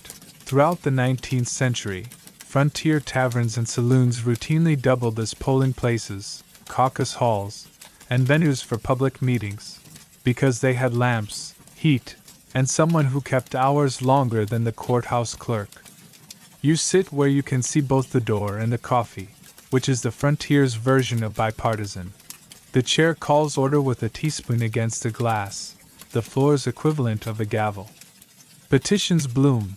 Fix the North Bridge, move the dump, stop riding on the sidewalk again. A widow speaks about a fund for a neighbor injured at the mill. A hat circulates and comes back heavier, coins chiming like polite raindrops. The barkeep writes totals in tidy columns on the back of an empty labels crate. He's good at money that turns into lumber. Remember our old friend sawdust mixed with crushed eggshells? It's swept fresh so the aisle behaves. The broom takes minutes with admirable legibility. Politics arrives wearing its everyday hat, caucus night. The back room becomes a precinct with better coffee. Colored slips of paper, the old party tickets in vivid inks, sit on a side table for those states and years when the town still uses them. On another table, the clerk and chair practice the newer ritual of the Australian ballot, the secret printed ballot, with borrowed dignity and stubby pencils. Historians still argue whether the shift to the secret ballot in the 1880s, 90s curbed treating and intimidation as effectively as reformers promised, or merely moved the creativity elsewhere. Your cup notices something simpler. Pencils quiet tempers. Printed lists keep arguments from breeding in the margins. Quirky tidbit you'll enjoy more than once. In the lodge upstairs, Odd Fellows this week, Masons or Knights of Pythias next. Membership votes still use the little wooden ballot box with white balls for yes, and a single black ball for no. One black ball and the candidate is, quite literally, blackballed. The box sits in a velvet bag like a shy oracle. The barkeep stores it between a stack of hymnals, on loan from the temperance ladies for their Thursday meeting, and the piano tuner's stubborn wrench case. Everyone in town borrows everyone else's furniture. That's how communities reduce the cost of virtue. Evenings labeled Lodge Night add choreography to the street. Men in sashes slip upstairs with an air of theatrical secrecy that fools no one and harms nothing. Their dues fund widows' stipends and burial benefits. Mutual aid in a place that relies on hats passing smoothly. The ancient order of United Workmen, insurance with a handshake, meets in a corner room to tally assessments that will become rent and groceries when misfortune tries the door. Downstairs, the barkeep keeps their coffee hot and the minutes warm. Historians still argue whether fraternal orders mostly reinforce the era's social boundaries or offer genuine ladders between them. Your seat hears a more practical verdict. Somebody's roof gets fixed by Thursday. Election days are part pageant, part paperwork. The license on the wall wears its Sunday face. The broom is promoted to sergeant-at-arms and stands by the door to discourage dramatic entrances. A sign reads, "No treating voters." The barkeep enforces it with polite tyranny.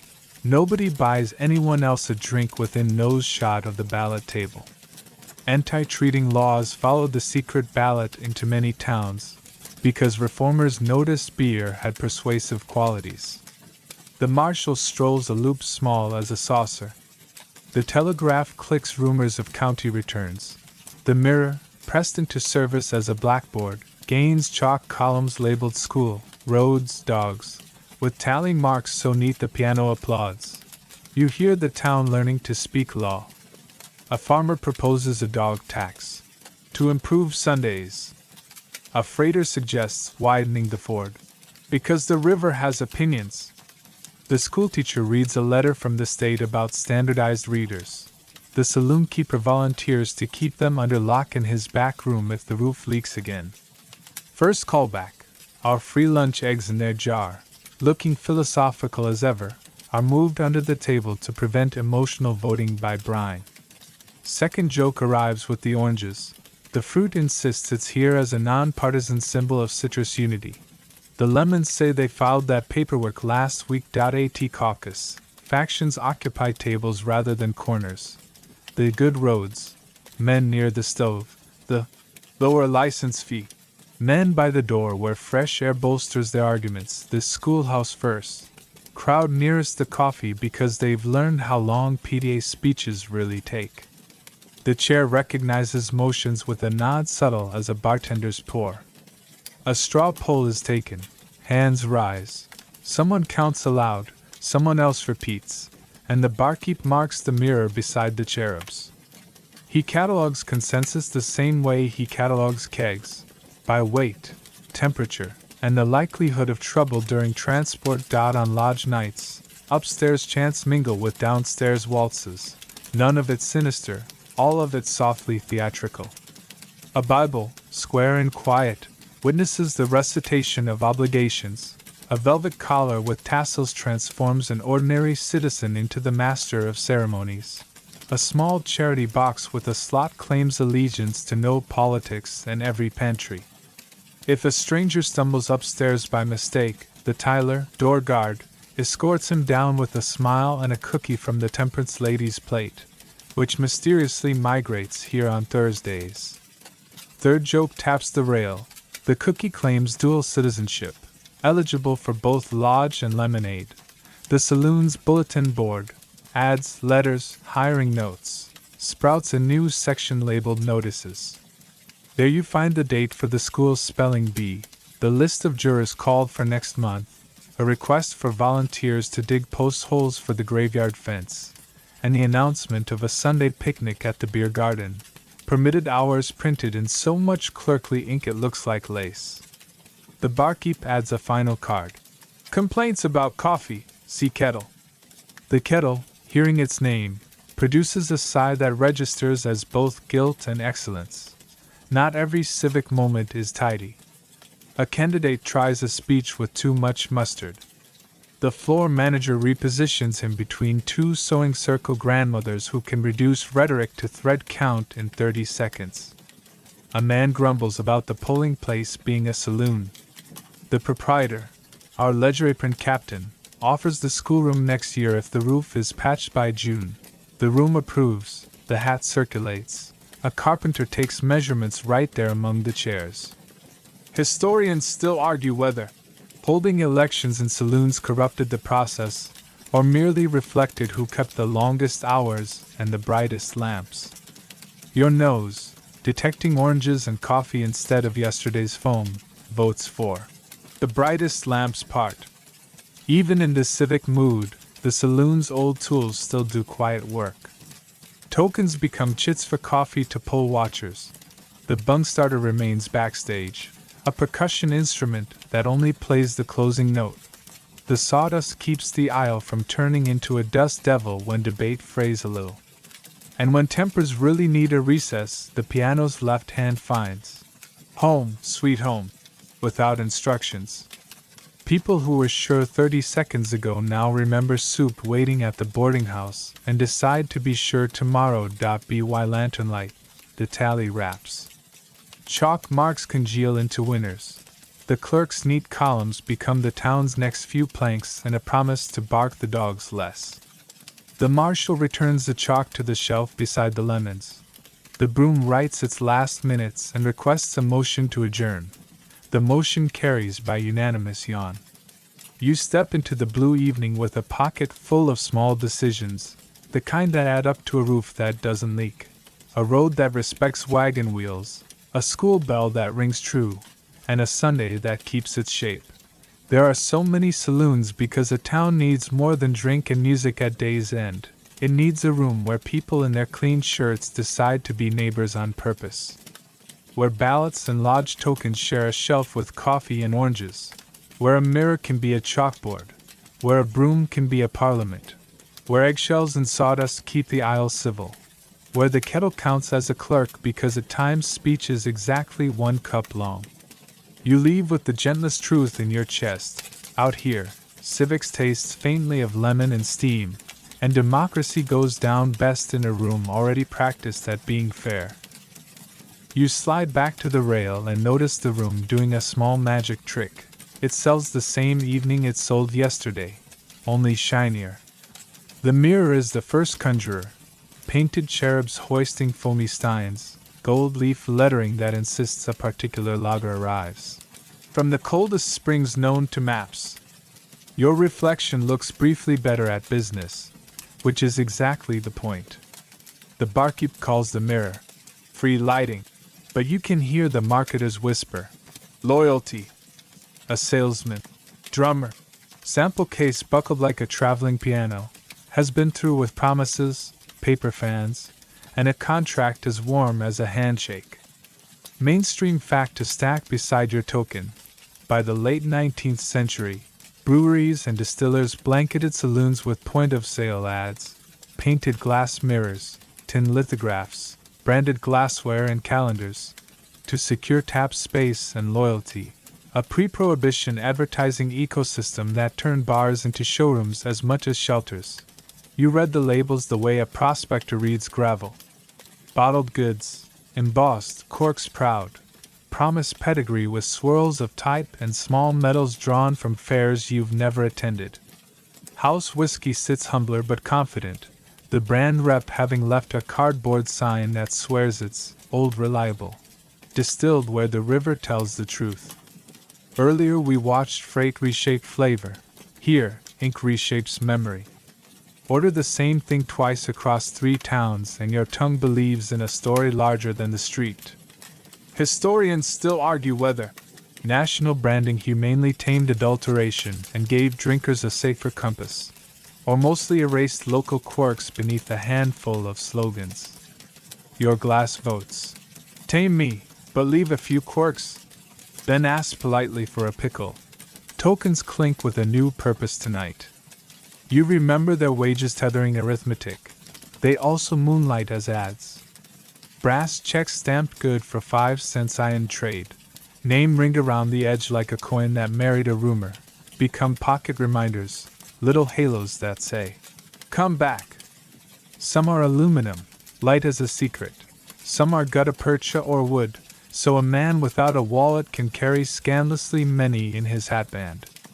The barkeep sometimes slips a child a stamped cardboard lemonade token, because brand loyalty starts young and sugar's a persuasive schoolteacher.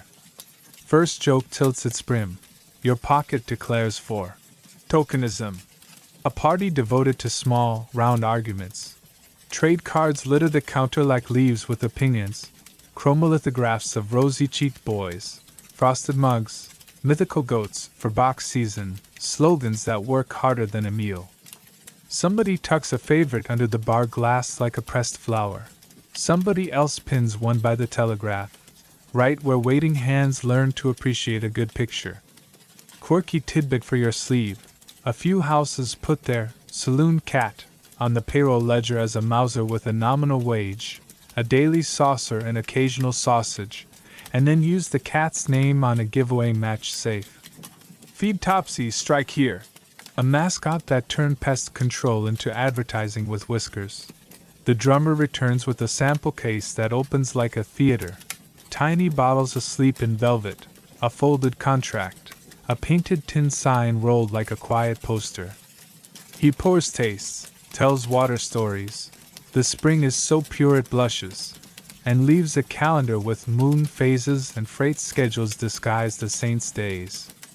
He practices a gentle science. If your mirror bears his employer's gold leaf, your keg price will behave. If your back bar hosts the company's parlor lamp, you'll get first call when the ice car makes town. Historians still argue whether the drummer invented the West's consumer culture or simply translated it into portable sermons. You listen to the pitch and find it almost lullaby-like. The room is being taught to hum the same chorus in Abilene and in Prescott with only a change of key. Stories do the rest. A corner bench earns a nickname, Liar's Shelf, and becomes a marketing department with boots. A man swears the brewery's goat once pulled a wagon out of gumbo mud.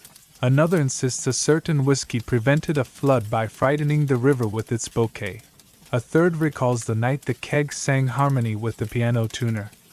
Tall tales varnish labels so the next pour comes with a ready laugh.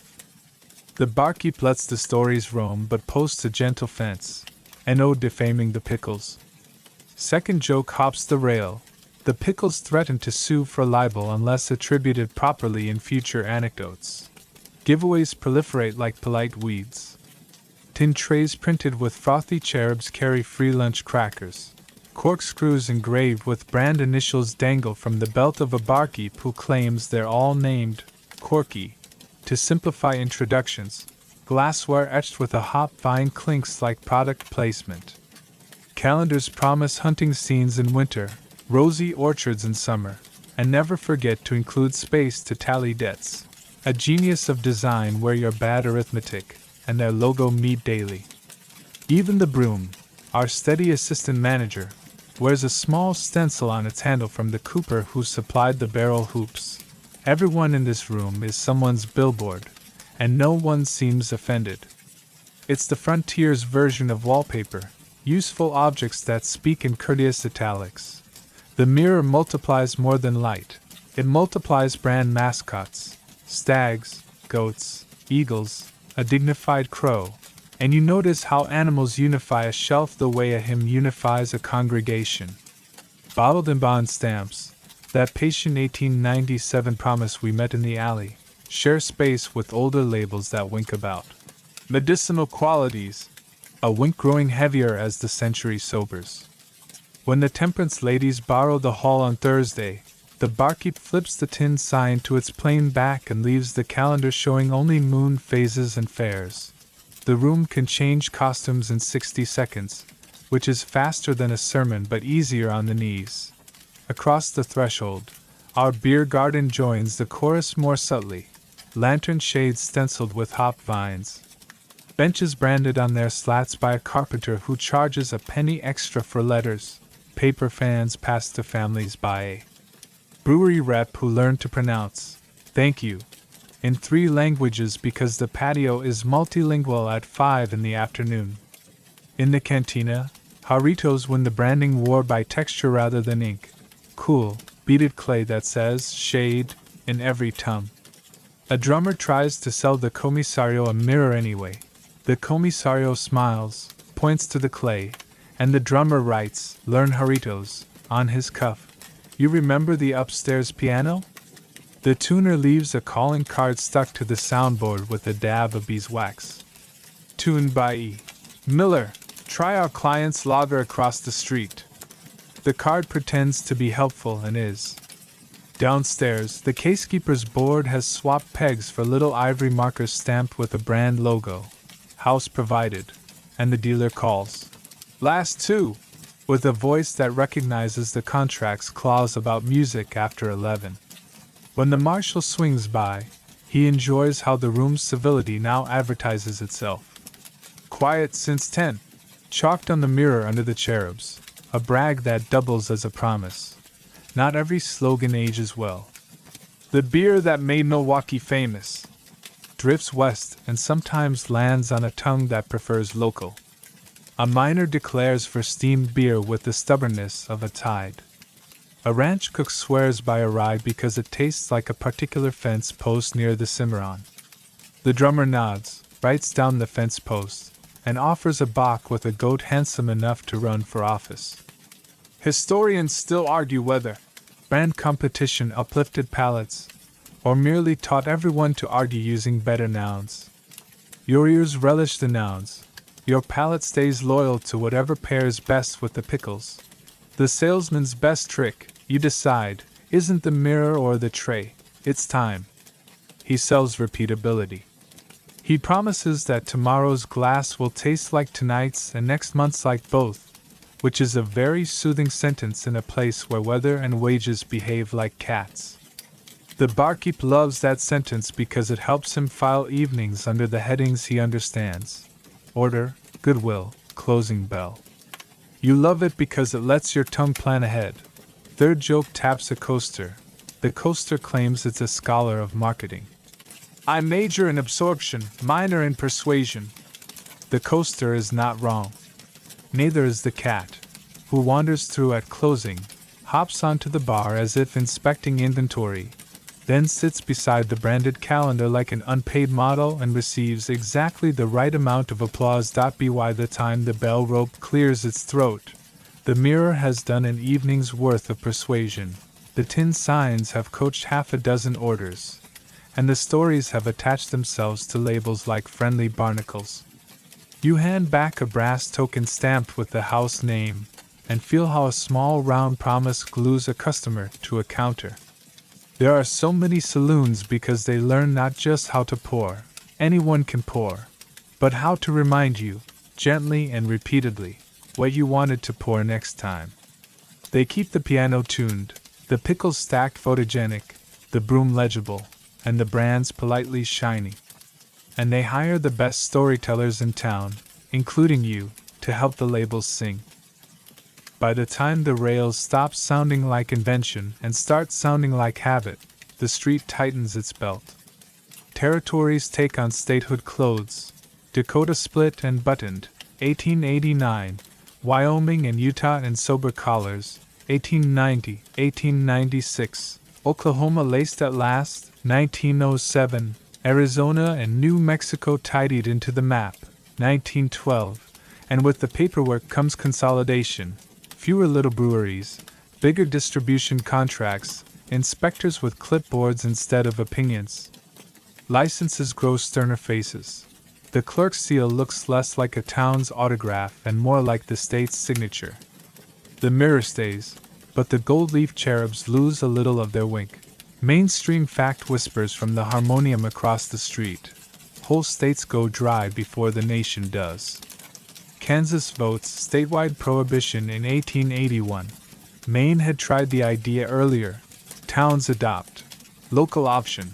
Laws like weather that chooses its own corners. By 1919 the 18th Amendment is ratified, and 1920 ushers a national prohibition under the Volstead Act. Legal words that turn last call into a long one. Your room adapts, because rooms that survive learned adaptability on day one. The license stays framed, then disappears, then returns under a new name, soft drink parlor. The kettle smiles, it has tenure. The broom, assistant manager for as long as you can remember, graduates to philosopher. It stands at the door like a reed that has outlived a river and says, sweep anyway. Sawdust with its dignified pinch of crushed eggshell still hushes shoes. The floor remembers everything and forgives most of it. Free lunch shrinks to sandwiches that insist they were always the main act. The pickle jar, veteran of so many truces, moves to center stage like a retired marshal giving sage advice to mustard. First joke adjusts its collar. The pickles announce they've joined the Temperance Society of Salt and Vinegar. Dues payable in smiles. The room learns new costumes. The back bar becomes a marble soda fountain, and the druggist, who once rented a corner for phosphates, wheels his siphon forward like a coronation. Near beer, arrives at less than 0.5%, all foam and memory, while true lager steps off stage or steps underground. Sarsaparilla and root beer rehearse their arguments.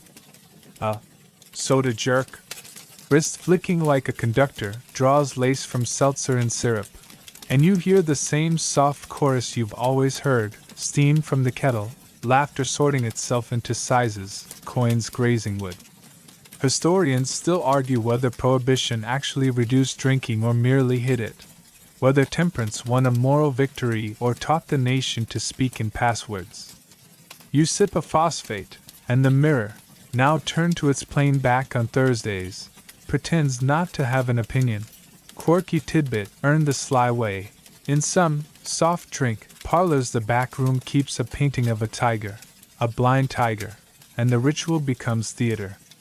You buy a ticket to see the tiger, and with it comes a beverage the ordinance forgot to imagine. Elsewhere the password is tea, and the cup wears a lid that doesn't clink when set down. The bung starter retreats from percussion to paperweight. Pharaoh's tiger is painted over, but the tiger knows how to wait. The casekeeper's pegs nap in a cigar box labeled buttons. The pool balls keep rolling because geometry is not contraband. Politics follows the new arithmetic. The Women's Christian Temperance Union keeps its white ribbon tidy. The Anti-Saloon League learns how to count votes with a bookkeeper's precision. The saloon's old title, hangout, hiring hall, hot stove for the town, slides toward the church basement, the lodge upstairs, the soda counter that stays bright past supper. Your ears recognize the continuity. The same bulletin boards, the same choir notices, the same call for fence riders, now posted at the feed store, the same piano, muted, dutiful, playing Home, Sweet Home, at 10. Our canary upstairs keeps singing as an air quality inspector rather than a chaperone. Civility proves transferable. The salesmen return wearing different hats. The brewery drummer becomes an ice cream evangelist, hawking freezers and brand name, brick, molds. A distiller's representative turns up hawking bottled bitters, for digestive purposes with a label that blushes at its own nerve. The calendar still hangs. It just counts other things. The goat for box season retires with a plaque. The brewery mirror is wrapped in brown paper that somehow makes it more interesting. Second joke smooths its mustache. The goat volunteers as a lawn ornament and insists it was never political. In a dozen towns the room cannot reinvent fast enough. The mirror is crated. The license frame saves someone's diploma. The broom becomes a traveling philosopher in a shop that sells notions. Saloons thin out like clouds when wine remembers its job. And yet rituals outlast furniture. Slang lingers like perfume. On the house, belly up, the free lunch, nickel beer, blind pig, speakeasy. A new word, scofflaw, wins a newspaper contest in 1924 and takes up residence in jokes. The bartender's choreography migrates to the soda fountain, rinse, pour, wipe, nod. The gun check tray becomes a coat hook holding umbrellas. The deputy's loop shrinks to the length of a bell rope, curfew by habit rather than ordinance. Memory edits kindly. Batwing doors, rare in real life, become universal in posters. Dime novels that never liked routine become history's stenographers. The pharaoh tiger purrs in 1,000 films. Poker annexes all the card tables. The broom is cut from the script. Historians still argue whether the legend harmed or helped the actual people who kept towns tidy. The women with ledger aprons, the drummers with calendars, the black and Basque and Chinese proprietors who welded community from cups and quiet rules. You remember faces, not slogans, and feel the balance settle. A little myth is useful, but the kettle's patience was the masterpiece. And then the wheel turns again. When national prohibition ends in 1933, many rooms reopen under more modern names: tavern, cafe, beer parlor, with permits hung like diplomas and back bars that look like city cousins. Ice hums by compressor. Brands learn radio voices. The goat for box season smiles from a newspaper ad you can recycle. But the old grammar survives in the small things. A bartender reaches for a glass warmed with water because he learned grace from someone who taught him coffee first. A plate of something salty lands on a bar without being asked. The mirror multiplies light, not legend, and the sawdust, if you can find it, lies now in the corner of your memory, still mixed with crushed eggshells, still ready to keep the floor gentle. You wander out at close, the bell rope's voice familiar as your own. The marshal's job has become the night watchman's. The broom's job has become everyone's. The bulletin board, no longer under antlers or cherubs, still carries the town's pulse. Dogs, roads, school roof, choir at 7. There are fewer saloons than there were, but more rooms that learned what those places taught. Pour something safe, keep a good ledger, post the rules where kindness can read them, and hire a piano that knows the tune that means go home smiling. Third joke meets you at the door. The mirror says it's writing its memoirs. Reflections, a life spent doubling light. You promise to read the galley. The kettle sighs a friendly goodnight. The canary turns one yellow eye your way and approves the air. The pickles vote for sleep with a quiet clink of glass. You step into a street that has grown up without forgetting how to be young, and you realize the legend lasts because the rituals do.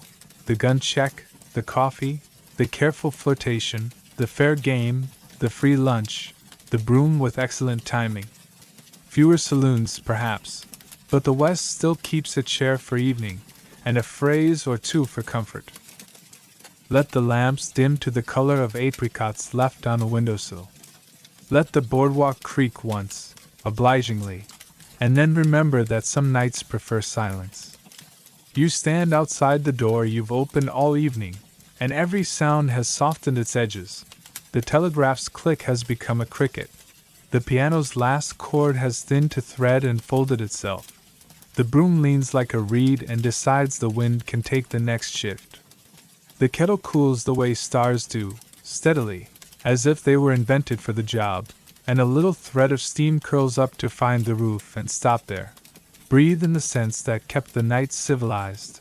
Lemon and coffee, clean wood where sawdust once slept, a ghost of hops, a coin's cool breath on polished oak. Hear the words that stayed, on the house, last call, take care.